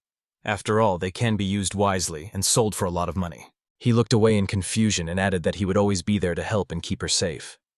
Gina looked at him silently but said nothing. Finally, she timidly touched one of the spheres and carefully rolled it across the table. She said with a smile that if he said so, she would try it too. Taking 2 in her hands at once, Gina was already looking at them with joy. Jade only thought with confusion that just a moment ago she had been afraid to even look at them. She put the spheres back on the table and watched them thoughtfully. Jade said that if she needed any special tools, she should let him know right away. Gina replied excitedly that she would definitely need a sharpening tool and a vertical accelerator. Jade nodded and assured her that she would get everything. He knew. The sharpening device restores the sharpness of the blades, and the vertical accelerator is a complex magical mechanism that amplifies energy particles. But the girl also mentioned a cooking stove, and Jade didn't understand why. A small stove with a single cooking chamber appeared in his imagination. He cautiously asked if she didn't like the hotel food that much anymore. Gina immediately denied that she didn't, that everything was fine. She blushed and explained that sometimes she just wanted to make something herself. Jade agreed with a smile and said he understood. The boy laid out the drawing on the table, showing where the whetstone was and where the accelerator was. He sincerely thanked the girl for her help. Gina, astonished, asked if he really intended to get those magical tools. Jade smiled and assured her that he would fulfill her request. He added that they would need a lot of equipment for their next hunt. Gina agreed enthusiastically, but reminded him that today was his day off. Jade laughed and said that sometimes you really need to give yourself a break. Gina said that then she would go for a walk and maybe buy something. With her head down and eyes closed, she called out timidly to him. Jade turned and saw that her friend was worried. Gina smiled broadly and loudly asked him to be careful. Jade was surprised but replied warmly that everything would be fine. He exclaimed that they would soon meet again and set off. As he passed the high mountains, he took one last look at his home. Jade crouched under a giant tree, rested for a few minutes. enjoying the beauty of the mountains, and moved on across the stone bridge. He stopped in front of a high cliff that blocked out even the sun. It seemed that the top reached the clouds. Jade thought about his plans. He opened the screen and thought that there were many monsters to be found at the top. But before that, he had to check one thing. The guy pursed his lips and decided to check his data to improve his deterrence skills. And he would do it immediately. He clicked the yes button when the system asked for consent, and a message appeared on the screen. He had acquired the weakening power skill. Jade reasoned that this basic skill reduces the power of the enemy's blows. For novice sorcerers, it is simply indispensable, as it simplifies the path to victory. Jade thought about the scale of power, imagining a close-range fight where the primary power remains the same. But the correct calculation of the blow allows you to reduce its impact and slip out of the enemy's clutches with almost no damage.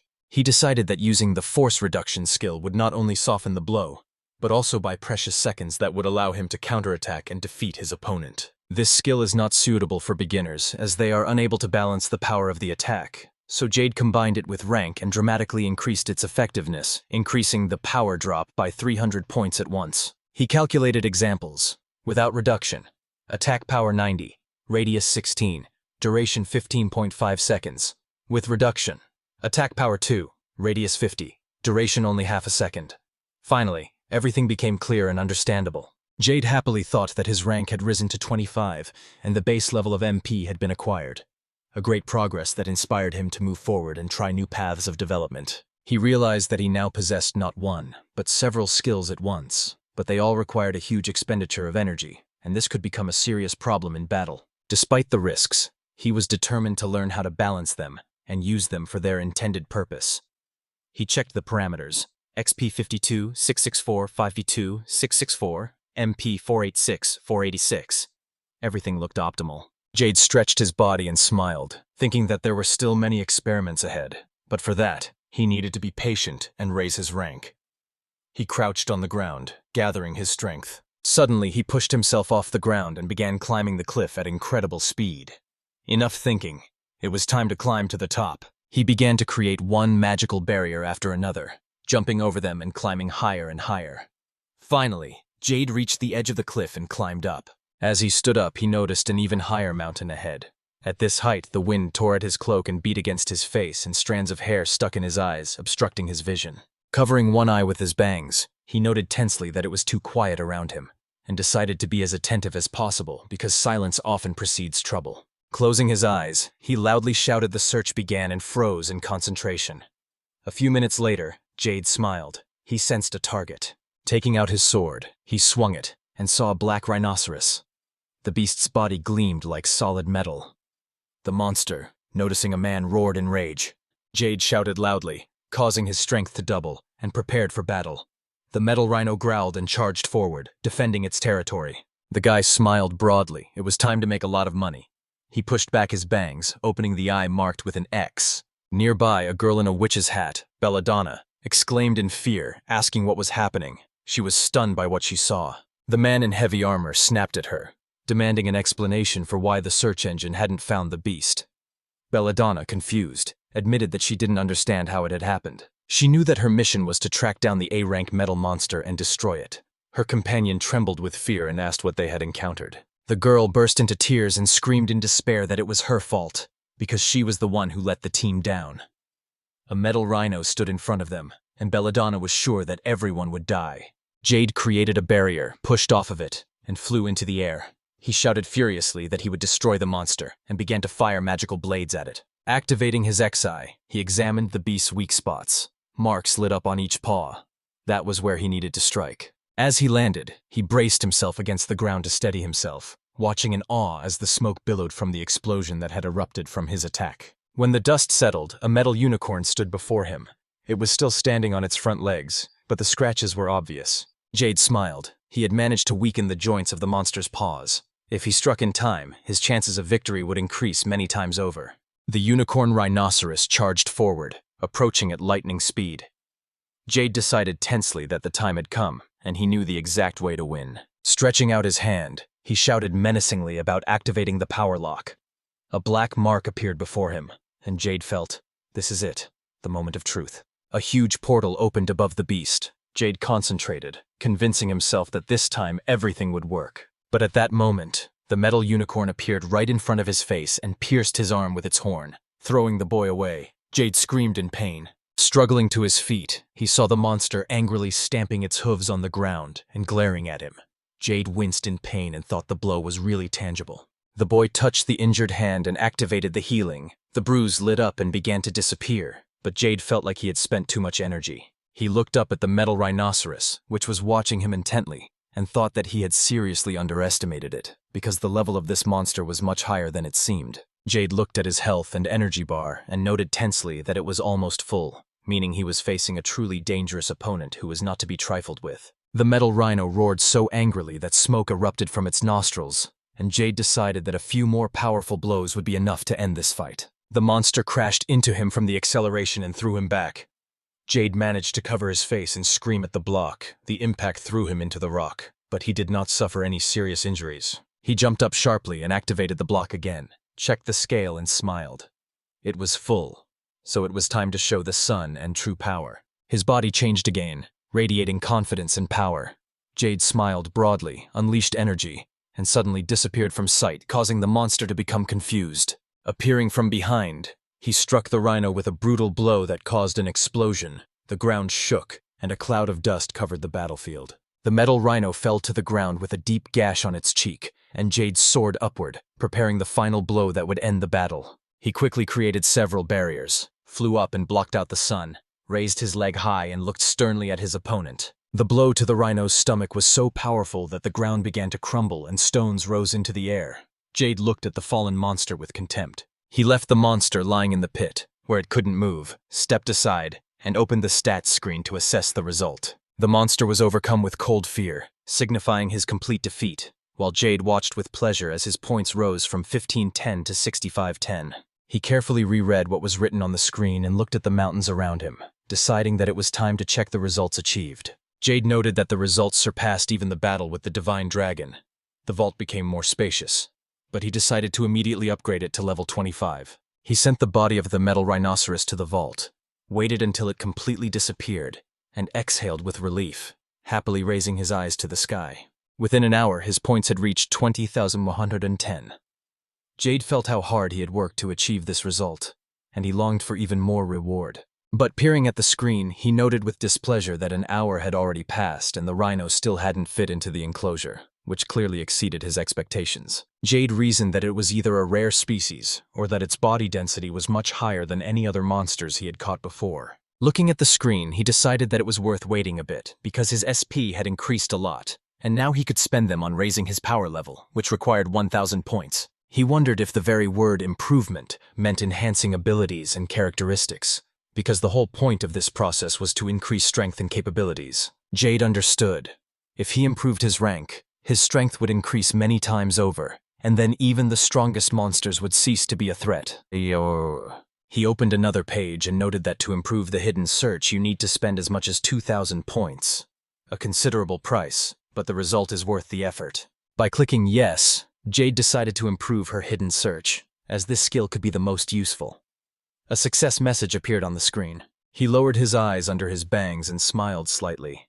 It was wonderful, because now his rank had increased, and in battles against monsters he would have a tangible advantage. Jade wondered if there were creatures in this area that were stronger than the golden rhinoceros, and with them, one could gain even more experience and rewards. He felt that he was luckier than ever, because the rhinoceros had given him strength several times greater than that of ordinary monsters, and it was incredibly beneficial. Jade was glad that now, thanks to the new search, he would be able to easily track monsters and know in advance the places where his enemies were hiding. He thought that unlike regular detection, a pumped search for 2,000 plus 3,000 points gives almost unlimited control. You can not only monitor but also instantly destroy enemies. After using the force, Jade closed his eyes and noted with dissatisfaction that the radius of action was still too small, so he would have to move further and test everything there. A group of adventurers stood before a giant metal rhinoceros, and the man was stunned to think that this was not a legend, but a terrifying reality that had appeared right in front of them. Confused, he asked Belladonna what to do next, run or fight, because only her decision would determine whether they could escape. The girl replied tensely that they had to leave immediately. The man gritted his teeth in anger, unable to believe that they were forced to flee from this beast. Belladonna added sharply that he was too strong. They had no chance of winning, and although it was hard for her to admit it, retreat was the only way out. The man sighed angrily and decided that he would become bait for the monster so that at least his comrades would have a chance to escape, even if it were his last act. Belladonna stood before him and shouted that she would not allow this. She would stop the beast herself. The man turned pale with horror and screamed, asking what she was doing. He begged for an explanation, and the girl replied that she had magic and could hold the monster off longer, because she was the one who had led the team here. She gripped her staff tightly, lowered her eyes under her bangs, and asked the team to leave her alone, as it was her responsibility. The boys trembled with fear. The man said tensely that Belladonna shouldn't do that, but she shouted at them to run. The metal rhinoceros caught their attention and she screamed furiously. Belladonna remembered in fragments. She managed to put protection on her comrades, but the horned monster was too strong and crushed their chance of escape. She looked into the eyes of the rhinoceros that was charging at her and saw the symbol of death, its gaze saying directly, "This is the end, she will not survive." But suddenly a hand appeared, creating a protective barrier. The girl, bursting into tears, thought that she had already accepted death. But there was still a chance. Jade stopped the metal beast's attack with a smile. Belladonna stared in amazement at the boy who had unexpectedly appeared and saved her. Roaring, the rhino rushed at the people, and Jade stretched out his hand and stared sternly at the monster, while Belladonna could only scream in terror. The impact cracked the barrier. Jade grabbed his sword, preparing to defend himself, and Belladonna froze with her mouth open, shocked by what she saw. Looking at the beast, Jade told the girl that she was one step away from death, and it was good that he had caught it literally at the last moment. The guy wiped the sweat from his forehead and sighed, noting that he certainly wouldn't be able to resurrect a dead newcomer, but now there was no need for that. Belladonna was stunned. How could he call himself a novice after everything she had seen? It seemed absurd and unreal. She thought the newcomer was powerless and incapable of such a thing. Was he the one who had built the barrier capable of stopping the golden rhinoceros's onslaught? Jade created a magic seal and shouted, causing a decrease in strength. Belladonna was frightened and thought it was nonsense, but he obeyed this magic. Reaching out, Jade activated her ability and quickly began analyzing the metal beast. Belladonna sat on the ground, her eyes fixed on it. She thought he was stupid, but he was doing something right. Indeed, his health was almost at 90, while the monster roared and growled madly. The girl looked at the boy and couldn't understand who he was. She still couldn't believe that she was alive thanks to him. The rhinoceros stamped its hooves, preparing to attack. Jade noted that it had gathered strength in its legs, and that could work against it. The guy admitted that the effect of reducing strength was not very effective. It would be difficult for him to withstand the attack even with a barrier. The beast was already preparing to pounce. Jade spread his arms and shouted, causing a barrier, knowing he had to try to stop it at least halfway. The rhino flew into the shield and the boy screamed. The sharp horn broke through the defense instantly. Jade stared in amazement at the fragments of his barrier, unable to believe that it had shattered so quickly, and the monster had thrown him up. He whispered through the pain that it was terrible, felt a terrible blow, but managed to activate X's eye to analyze the surrounding area. Touching the ground with his hand, he pressed the right point suggested by the skill, rolled over and stood up, immediately grabbing his sharp sword. The metal rhinoceros lunged at him again, and Jade, breathing heavily, leaned forward a little and noted with annoyance that he was not even given a chance to rest. Belladonna looked at the boy and thought with anxiety that he had to stop, because his strength was decreasing, and if he continued like this, he would simply lose. Jade lit up with a bright glow, using a spell to restore his lost energy, and Belladonna was shocked because he surprised her again. The boy changed his appearance and shouted furiously that it was time to end this, and Belladonna realized with tension.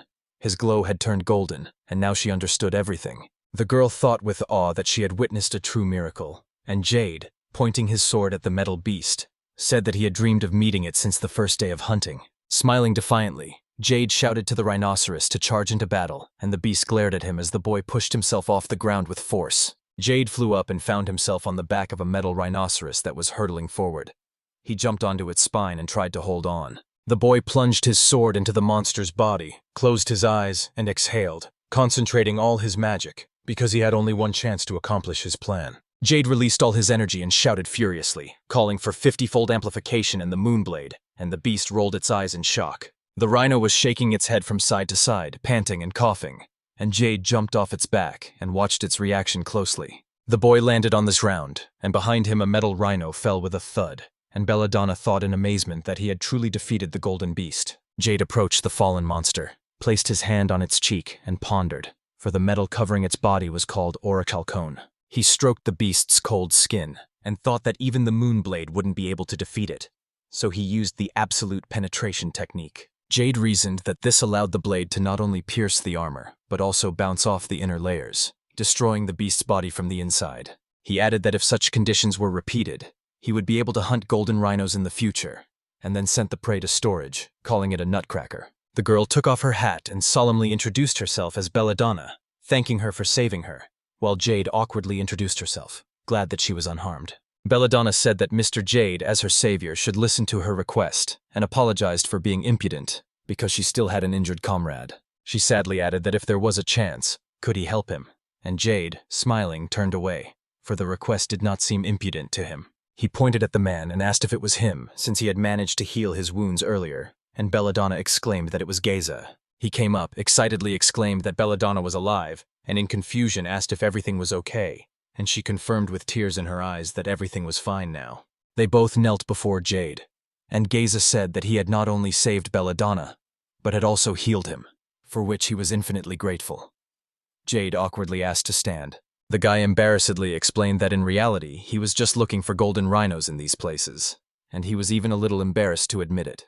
Geza exclaimed in surprise that nothing was listed in the search, and Belladonna added that it was specifically about golden rhinos, and Jade confirmed her words. Half an hour ago, Jade had been standing on a rock, trying to see something, muttering that it was almost impossible to see anything, which was a pity, because he wanted to find prey. He looked down and noticed a group of people in front of the rhinoceros.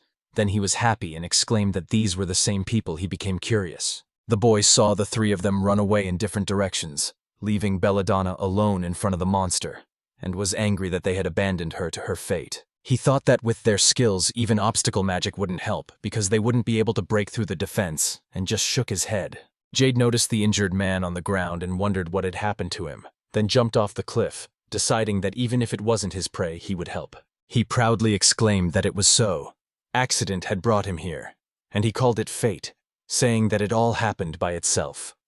Belladonna and Geza looked at each other in amazement. The girl excitedly said she wanted to meet the daredevil who had defeated the golden rhinoceros, and Geza got down on one knee and declared that they were truly lucky. The man admitted with sadness that their squad was classified as lower-ranking hunters, but since Jade had saved them like this, the guild would definitely reward him, and he could go with them. Jade smiled and said that it was no problem. Even though he had already gone hunting, he decided to go with them anyway, adding that they had to get down from the mountains first. He walked ahead of Belladonna and Geza, who walked alongside, silently admiring nature, still stunned by everything they had experienced. Belladonna stared at the boy's back, wanting to ask something, but not daring to. Jade didn't notice her inner hesitation. Finally, she sighed and timidly asked permission to ask a question. Jade stopped and asked curiously what it was. Turning away so as not to see his face, the girl said with excitement that she wanted to talk about the recent fight. This topic was very disturbing to her. She explained that there was a rumor among hunters that a golden metal rhinoceros could dispel all obstacles and spells. Belladonna added that she wanted to believe it was a lie, but he had indeed blocked all their spells, even the power reduction spell. She knew the outcome of the battle. The girl exclaimed in alarm that it was his skill that had become effective, and then fell silent, searching for the right words. She admitted that she had seen his strength decline. Jade replied with excitement that it was a special skill, and he was surprised that the golden rhino was able to dispel obstacles. Belladonna exclaimed in amazement that he had such a rare ability, and was very impressed.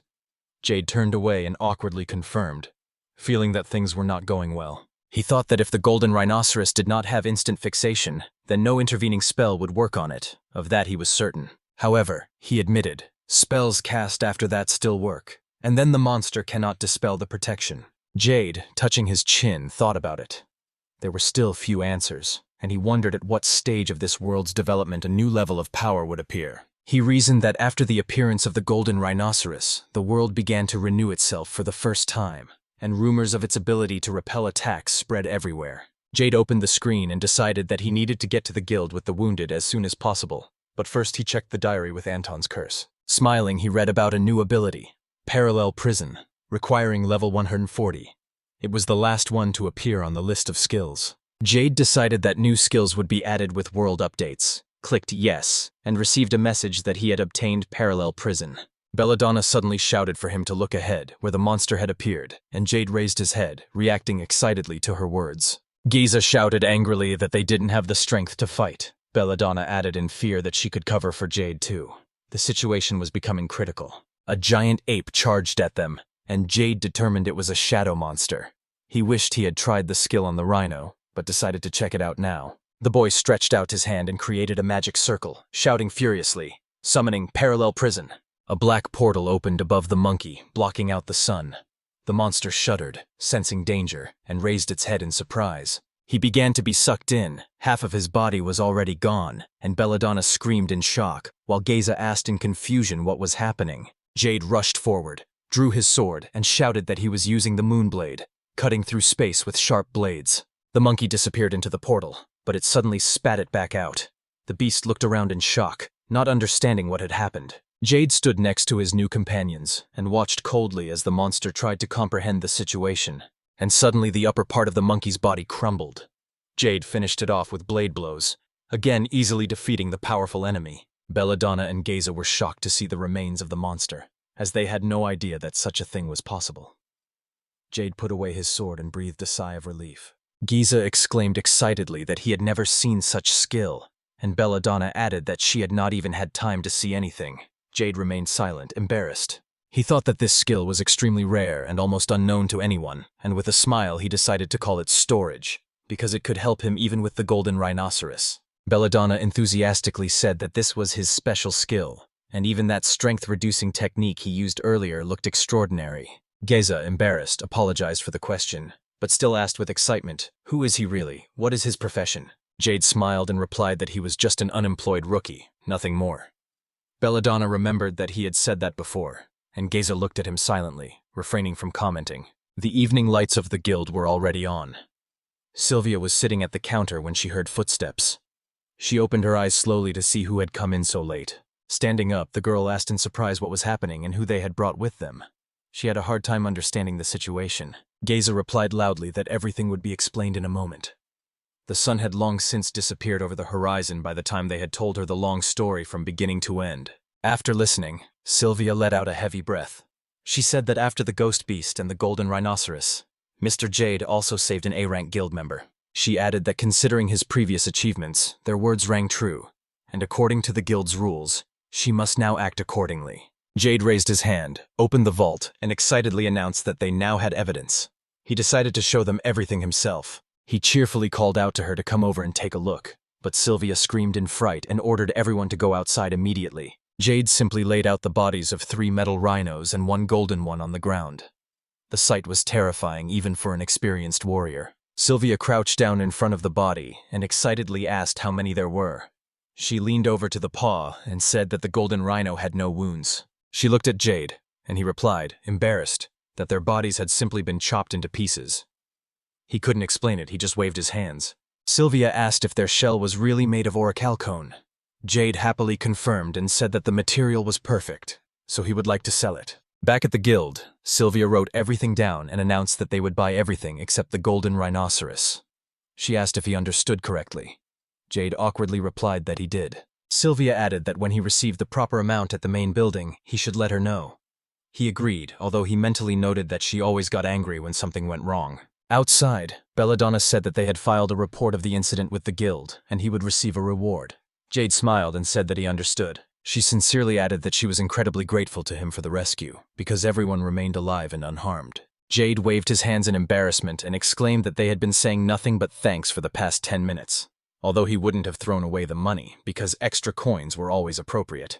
Giza, smiling, noted that they were not even close to him, a man who calmly looked golden rhinos in the eye.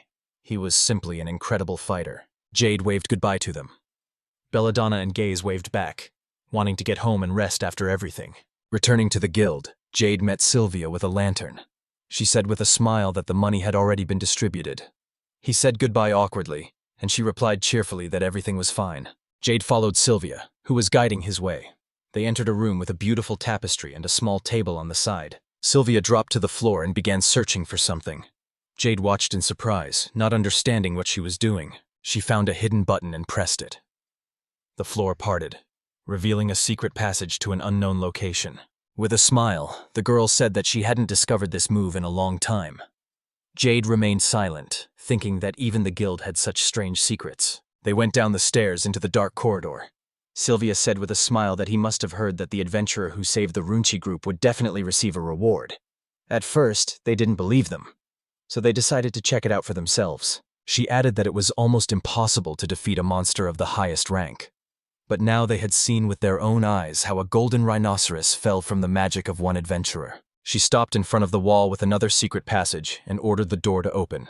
Sylvia announced that on behalf of the guild, she wanted to reward him with armor for saving their group. She showed Jade a room filled with weapons and armor. The boy thanked her in surprise, and Sylvia told him he could choose whatever his heart desired. Jade looked around and his mouth fell open in surprise. He had never seen so many weapons in one place before. Sylvia followed him in with a smile. The boy also stepped inside, peering into the shelves. He glanced at the old sword and whispered in admiration that it was incredible, and he also noticed a pair of gloves on the shelf. His gaze swept over the helmets. Jade thought he had seen many of these things before. This was a real wonder. He took the book from the shelf, flipped through the pages, and suddenly noticed something else. His attention was drawn to a strange magical object that could be of use to him. Inside the box lay an exquisite amulet with a large stone. Jade thought excitedly that this was exactly what he needed. He took the box with the amulet and approached Sylvia. He said that he chose it. The girl asked in surprise, because at first glance it was just glass without any properties. They went upstairs. Sylvia asked incredulously if he really wanted to take that. Jade smiled and said yes, because that was what he was missing. The guy thought that Cashback 50 was an incredible thing, because it returned half of the energy spent when learning a new skill, and was even able to double SP after strengthening skills. Sylvia exclaimed that since he had chosen this little thing, it must have great value. It was a pity that they only saw it as an ornament. Jade scratched his head and said guiltily that he had taken it from them. He was embarrassed in front of Sylvia, but the amulet was too much to bear. They returned to the main hall. Sylvia cheerfully said that everything was fine. Besides, after the fight with the rhinoceros, the guild decided to raise his rank. Jade enthusiastically thought that was great. The guy took the map and saw that he was now moving from E to D, but Sylvia exclaimed in displeasure that he was thinking too modestly. She showed him the document and happily announced that he was now a C-rank adventurer, which meant a promotion to 2-star status with new privileges. She handed him the form and explained that all he needed was his signature. Jade hesitated, but eventually signed, wondering what was really happening. Sylvia sighed and said that there was only one step left to reach rank A. All she had to do was follow a few rules, including going on missions with the guild's adventurers. Jade agreed that it was quite possible. She added that it would be easier for him than for anyone else, because his abilities were beyond the ordinary. Jade was embarrassed, and at that moment another girl entered. She called out that she was looking for Jade. The boy turned around. It was Mika, saying she had news about him and asked for some time. Jade replied excitedly that of course she was listening. She mumbled uncertainly that the culprit had already been identified. They went to a separate room. Mika, smiling, announced that the thief's identity had been revealed, and he should find out about it too. Jade exclaimed happily that it was wonderful, and even faster than he expected. He was pleased with their work. Mika said that the report and reward were still being prepared, so she asked him to review everything carefully. She looked happy with this result. Jade followed her with his eyes and thought that the reward did depend on the identity of the criminal. This alarmed him. He pulled out his chair and sat down opposite Mika. He unfolded the document and began to study it carefully. The girl said that they had received a full report of the incident. Mika unrolled the scroll and read. The thief turned out to be a member of the organization Eternal Income. Jade froze in shock. The boy jumped up abruptly and slammed his fist on the table, exclaiming if this was a mistake. Mika, frightened, replied that it was not. She reread the scroll again and tensely confirmed. This is information from proven adventurers. There can be no mistakes. Jade sank into a chair and muttered irritably, "That's what it means." Mika looked at him in surprise, not understanding his reaction. She took out another scroll and read it aloud. All the evidence confirmed that this was indeed the work of Eternal Income. She explained that they seek out poor people, lure them with high salaries, and then sell them to neighboring countries. This is illegal human trafficking. Jade glanced at the notes and suddenly recognized the handwriting. In horror, he whispered that it was Gina's. Mika confirmed it confidently, but Jade thought she was mistaken. Jade dug his nails into his own hand and thought angrily that Mika's words were only half true, the rest a complete lie. Of that he was certain. He knew that immortal, eternal income was actually a vile cult whose true goal was to destroy the world. Jade remembered that, as Mika had said, they were indeed involved in human trafficking. He thought with horror that those who were not of high value were used for forbidden experiments and sacrificial rituals. All the money from this bloody business goes to their religious rituals aimed at destroying the world.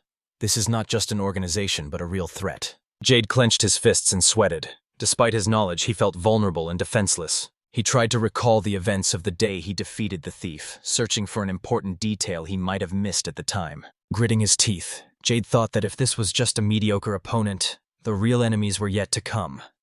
Mika called out to him anxiously, but he replied quietly that everything was fine.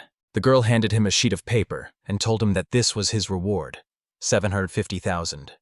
They even added a fee for catching the thief to the amount. Jade confirmed with a smile that he was satisfied. Mika continued, noting that there was another proposal that might interest him. She begged to hear it. She said that a special unit was being formed to combat eternal income and asked if he wanted to join. Jade asked in surprise what suppress the organization meant. Mika emotionally confirmed that it was, as his power was already well known to others. She clapped her hands and added that if he agreed, his reward would increase significantly. Her pleading look spoke for itself. Jade thought they didn't even know the whole truth about the cult and its military power. If he told them what he knew, the consequences could be unpredictable. He wasn't sure what the right thing to do was. Jade bowed his head, his bangs covering his eyes. He remembered that this was how it had looked in the game, and it confused him. But then he looked up, smiled broadly, and declared that he understood everything. He said loudly, if he was called, he would join. Mika clapped her hands in joy, exclaiming that everyone would be happy. Jade only thought that he probably hadn't met a fifth of the actual cult members yet. Looking at the map, he realized that the organization had many bases. Their current target was a find during reconnaissance, which was guarded by 8 squads. Jade stared ahead intently, considering everything he had heard and his decision. He decided that although the risk was great, as a beginner he could fully master the new skill, Flashing Void. And then he would have a chance to always win. In the worst-case scenario, the other adventurers might die. But if he participated, at least a few people would have a chance to survive. Jade stood up resolutely, pushing his chair away. He had finally decided he would go with them. Excited, he asked when exactly the attack was planned. Mika unfolded the scroll and replied that it would be in 3 days. She asked if that would be a good time for him.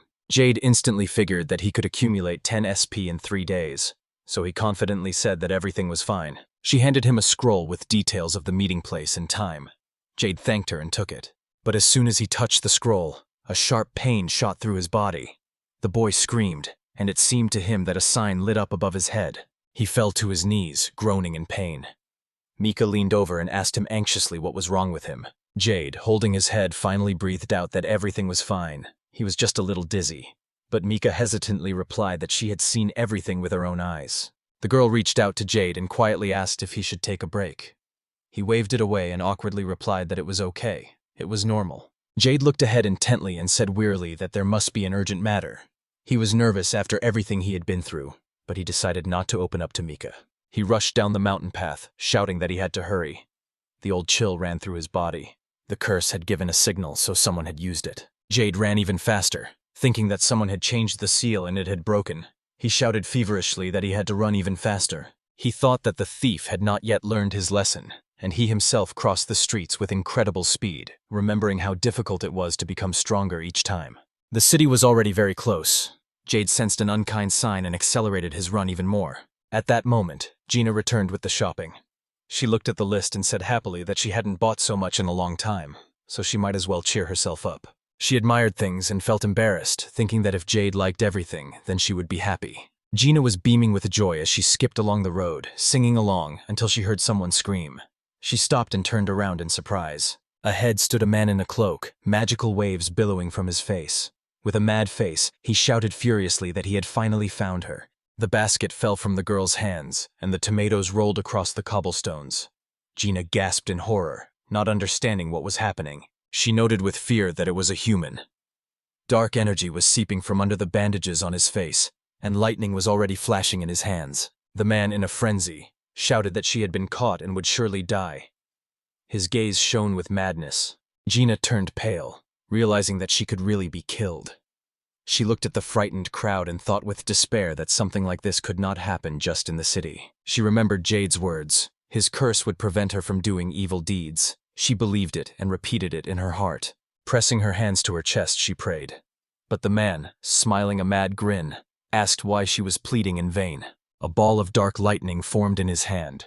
He jerked his head so hard it felt like he had broken his neck, but he moved forward anyway. Gina couldn't take her eyes off the black ball. The man lifted it up, almost touching the girl. But suddenly his body shuddered. He threw the bullet aside, hitting the wall. Gina covered her face with her hands, trembling with fear. Tearing off his scarf, he shouted with a wild roar what strange magic was hindering him. Angrily, he created a new ball and moved straight at the girl, who fell to the ground. Raising his hand high above his head, he said with a wild laugh that he would definitely finish her off now. Gina was horrified. The magic ball began to grow. But suddenly, Jade's voice rang out in an angry scream. He called down destructive magic. His blow hit the attacker, who howled in pain. Jade stood in front of Gina, covering her with himself.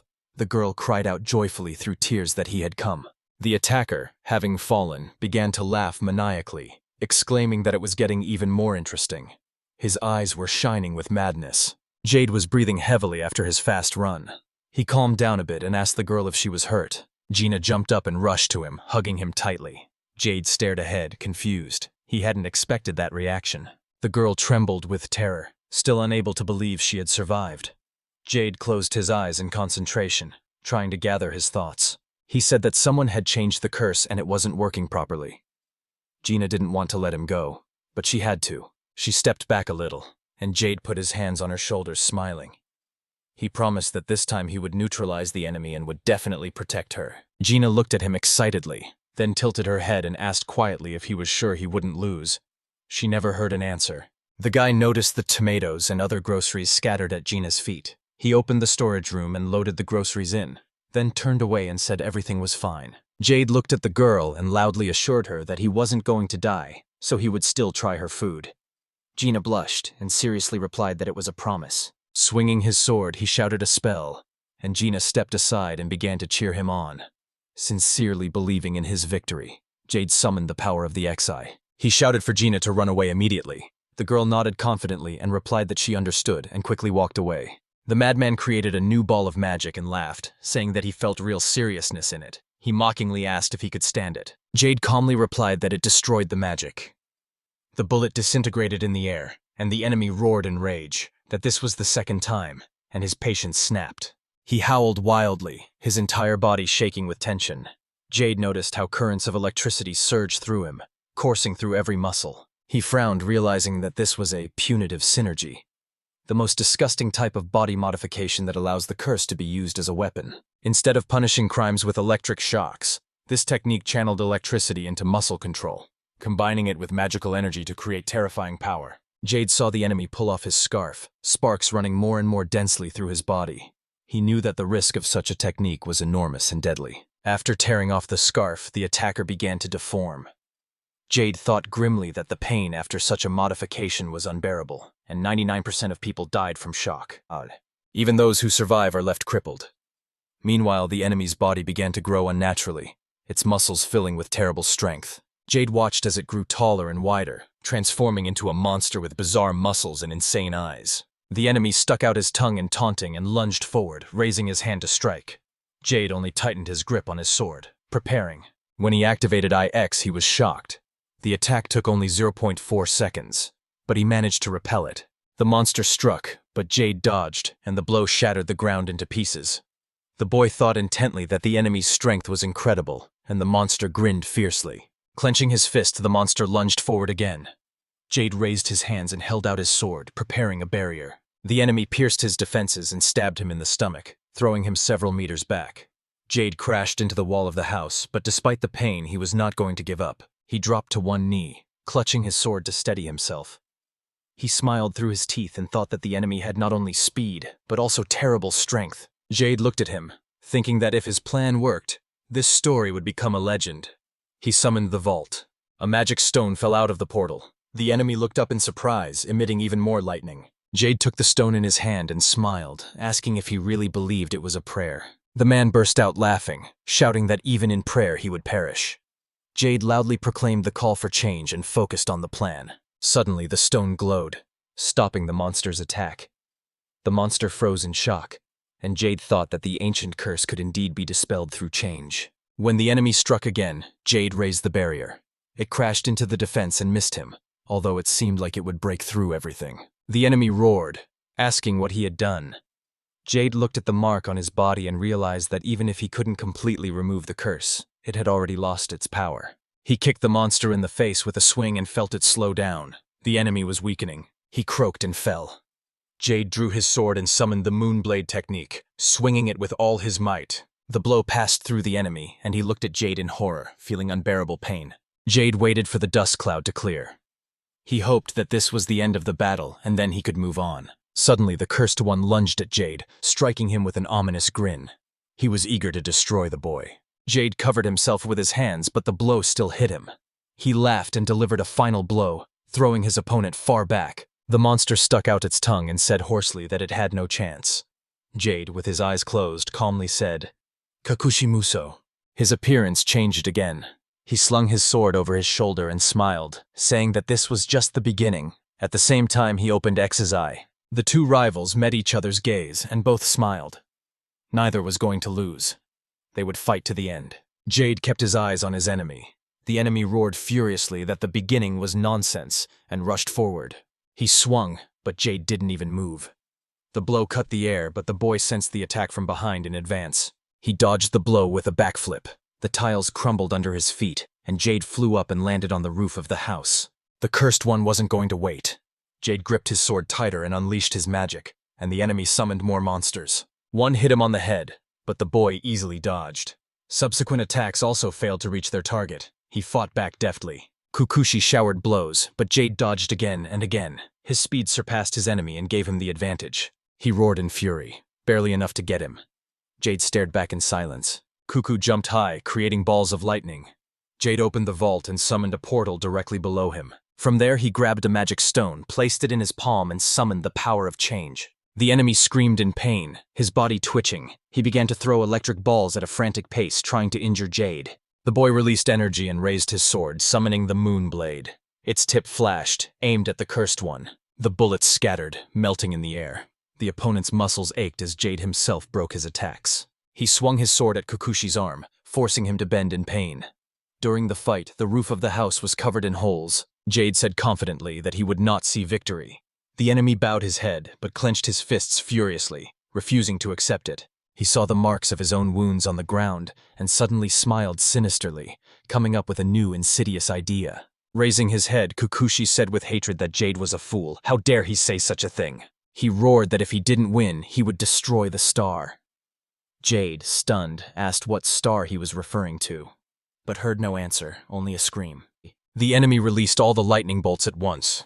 Jade took cover and realized that the density of the force was too great. He prepared to self-destruct. Kukushi exclaimed with a crazy smile that he had lost, but he would make it a draw, and he knew how. Jade froze. He couldn't allow the destruction of the star, which could wipe out half the city. Activating IX, the boy began to scan the enemy, looking for a way out to prevent disaster. He determined that there were 826 seconds left until the explosion, and the incomparable power lasted only 12 seconds. There was almost no time. Jade charged forward, closing the distance in a flash. He had to act now, even if the chances were slim. With lightning speed, he flew up and hit Kuku. Kuku stared at him in shock, not expecting such an onslaught. Jade pierced his stomach with a sword blow. Kukushi coughed up blood and raised his head, stunned by the force of the blow. Jade kicked Kukushi in the head with all his strength, putting all his energy into the blow to inflict decisive wounds on his enemy. The monster threw back its head from the force of the blow, but suddenly raised it sharply and rushed towards Jade, burning with rage. Jade hit him in the face with a series of blows, each time preventing him from raising his head, and threw his opponent against the barriers he instantly created. Kukushi broke free and, with a predatory smile, asked who he was imitating, adding that Jade's death was now inevitable. The guy looked at him coldly and replied that it was true, and he would keep him company on the way to hell so that he would not be afraid of loneliness. Kuku smiled one last time, and a giant ball of light exploded in the sky. Gina looked up in fear, not understanding what was happening. Jade fell from the smoke, plummeting downward. At the limit of his strength, he whispered a spell and summoned a barrier, standing on it. slowly descending thanks to his shields. He touched the ground and sighed heavily. He opened his wounded eye and looked away. Gina tearfully exclaimed that he was okay, and rushed towards him, knocking him off his feet to hug him. The boy's eyes widened in surprise, and the girl cried on his chest, unable to hold back her emotions after what she had experienced. Jade muttered a soft apology for making her worry. She replied that it was inevitable and asked about his wounds. He assured her that everything was fine. They lay next to each other, smiling at each other. Jade jokingly said he was hungry, and Gina happily admitted that she was too. At home, she put scrambled eggs, sausages, salad, bread, and hot coffee on the table. Jade looked at the food with admiration. Gina handed him a plate of yesterday's soup, but he just smiled and said it was delicious. He ate it all with appetite and thanked her loudly. Gina happily confirmed that she was glad to hear his words. She sat opposite him, happily watching him enjoy himself. Warm thoughts filled her inside. Jade teased her by asking if she always smiled like that. She looked away embarrassed and laughed. The guy threw on his cloak and buckled it. He was completely ready. He strapped on his sword and answered her question that he had to prepare to join the punishment squad. Gina pulled out a box and handed it to him. It was the dinner she had prepared. Jade was delighted, accepted it with gratitude. She wished him luck and sadly lowered her head, asking him to be careful. Jade looked at her and said firmly that they would definitely meet again. Soon he reached the mountains, where only the cries of birds and the sound of the wind could be heard in the air. Sitting on a rock, he ate his lunch and looked at the body of the 20th metal rhinoceros. He dreamed of meeting the golden one again. Returning the box to the storage, he thought that now was not the time for luxury. He should focus on gaining SP. A new monster appeared before him.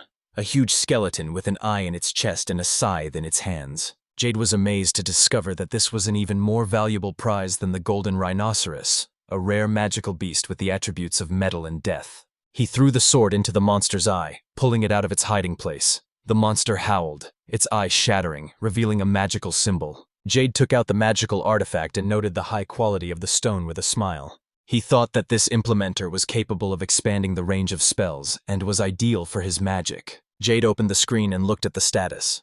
He saw the number 100,568 and thought that was enough for today. He could go back and continue tomorrow. He returned to Gina, placed the magical artifact on the table, and said that this time he had found it. Gina replied with a smile that it was a new artifact, and Jade confirmed that yes, it was the implementer. The girl, jumping up and down, exclaimed that her hands were itching to get to work. She asked with delight if there were 100 of them. Jade replied, embarrassed, that there was only one so far. He spread the magic stones on a napkin and added that among them were the Iliamins, as she had requested. The boy leaned his hand on the table. Jade stepped aside and waved her off, telling her to get ready for the day after tomorrow and not to rush. Gina confidently replied that she would do her best.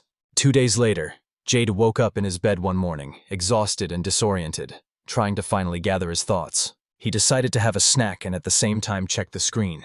Over 260,000 SP had been accumulated in 2 days. As he got dressed, he thought that with the loot from the golden unicorn, he would get almost 300,000 points. And with cashback, all 600,000. As he pressed the button, he wondered if he was relying too much on the improvements. But with a new ability like electric flash, he would be able to disappear from sight and move super fast. Jade handed the box to Ginny and thought he might have to use force from the start. His gauge was filled to the brim. They went out into the yard. Gina was jumping and waving her arms, and Jade just smiled, feeling completely ready. As he set out on his mission, he thought intently that everything would depend on the enemy's forces and the group he would join. In a field surrounded by a sharp fence, he encountered a crowd. There were both archers and soldiers divided into detachments. A man approached him and asked if he was Jade. He introduced himself as Zane, a guild member and former S-rank adventurer.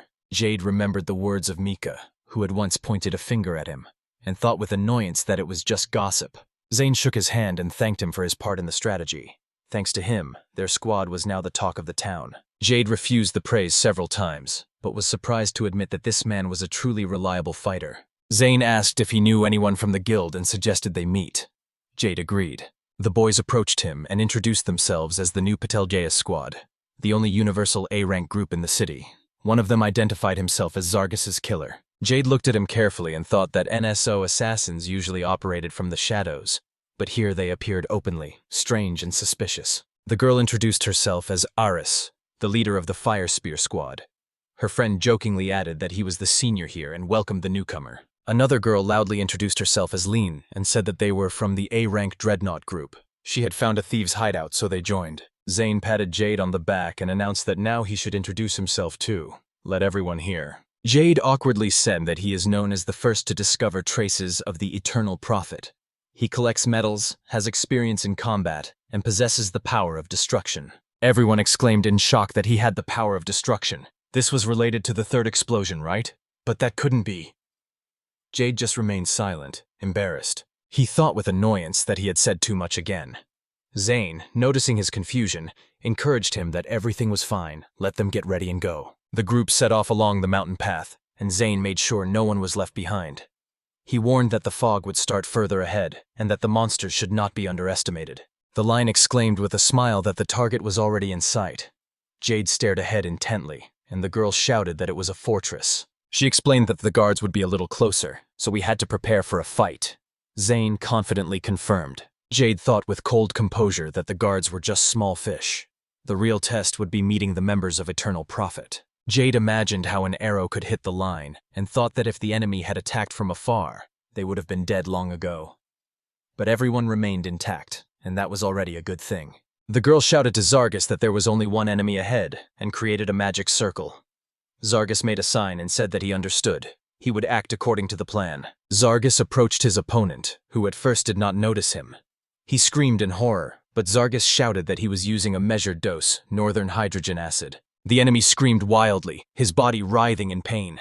He rolled his eyes, raised his hand, and then fell right in front of Zargus and Jade, before he could even defend himself. Jade thought this was a metered dose, an assassin magic that injected a chemical directly into the body. It was as if the victim was being cooked from the inside out, and that was the true power of the assassin. He turned away, thinking that at this pace he could quickly eliminate all the enemies. However, something else was much more important. What was hidden within the fortress walls? Jade smiled and ordered the inventory to be opened. From there, a magical artifact began to manifest, Gina's creation. He assessed the artifact and thought it had a terrible effect against demons. The Iliamins and the Hellenizer together expanded the magic to the point where it was possible to capture an entire base. First, we need to use the Iliamins to avoid the first kill. One of the companions touched the seal on the door and said that there were no traps. Zane agreed and moved on. Jade sharply urged Zane to listen to him. He waved his hands, convincing him not to open the door so carelessly. Zane asked in surprise what was the matter, but Jade suddenly disappeared somewhere. Zane only whispered that he was incredibly fast, and Zargus grumbled if he could really be trusted. Zane said that he personally has not yet seen his true strength, but everyone who has seen him says that he is already level A, and that is surprising. Meanwhile, Jade tilted his head and whispered that he was activating the boundary. He created barriers by jumping higher and higher. He quickly climbed the shields until he reached the top. With one last jump, he found himself on the tower. Jade took out the stone and said the name, Iliamin, but suddenly dropped it from his hands. Zane just smiled, saying it was interesting to see what his true strength was, why everyone was so surprised. Zargus sighed and touched Zane on the shoulder, asking irritably if he was even listening to him. Zane replied that the important thing was whether he could be trusted with his life. Then he looked at Jade and said he understood. If he went against the group, he would take responsibility and tame him. Jade finally came over and apologized for being late. Zane asked if he could come in now. Zane confidently said yes. Zane loudly shouted the spell Stone Skin and kicked the goal. The team watched intently as he opened the way. Jade looked confused and wondered why there weren't any guards here. Zane said they were being too reckless to leave everything unguarded. And then one of the squad members shouted that it was a trap. Cerberus was standing behind the gate. Zane and Zargus froze in horror as the monster's 3 jaws opened. Jade said with a smile that he had thrown the Iliamins here in advance. Zane exclaimed in surprise that that was why the monster didn't attack. Zargus frowned. Zane asked Jade directly if he knew Cerberus was here. Jade confidently replied that he did, because his abilities allow him to sense it. Jade awkwardly added that we should move on. There was a strong magic inside the wall, so we should increase our stealth skills to level 100+. One of the girls said that tracking was their specialty. Jade thought that the first thing he needed to do was get rid of Cerberus. The silhouette of the 3-headed dog appeared in his mind, and he pursed his lips. He remembered that the monster had been specially modified to attack those who did not use special spirits familiar to it. One of the squad members said that the Iliamins were weak weapons. He was told that it all depended on the skill of using them. Jade stepped aside, thinking that they would be beyond the magical barriers here. He placed the artifact and called it the Hellenizer. He knelt down and released energy, shouting, which caused the method of destruction. The magic circle trembled and began to disintegrate. The reaction went, he hit the target. Zane leaned over to Jade and asked curiously what he had just used. Jade replied with a twinkle in his eye that it was what you might call the double guard method. Jade began to wonder if perhaps advanced humans were being created now, and their fighting power was constantly increasing. This was truly impressive and alarming at the same time. He thought that now everything would depend on the circumstances. The minimum actions had already been taken. The girl asked Zane what he had just said, and he replied in confusion that it must be similar to the sentry's method. The group stopped in front of a man sitting among the ruins. Jade realized that it was time for a confrontation with an official and highly paid member of the organization. The man with the stripes on his face shouted, demanding to stop and explain where they were from. Zargus reached out and loudly announced that he was using medicine from another dimension. The man looked at him in surprise. Zargus shouted that he was calling for hydrogen peroxide, but the enemy only laughed and, jumping up, said that he would disappoint them in vain. Poisons had no effect on him. Zargus cursed angrily, and Jade thought with intense pleasure that he was simply mocking, and not a word he said could be believed. Jade remembered that he had already encountered similar people in the NSO.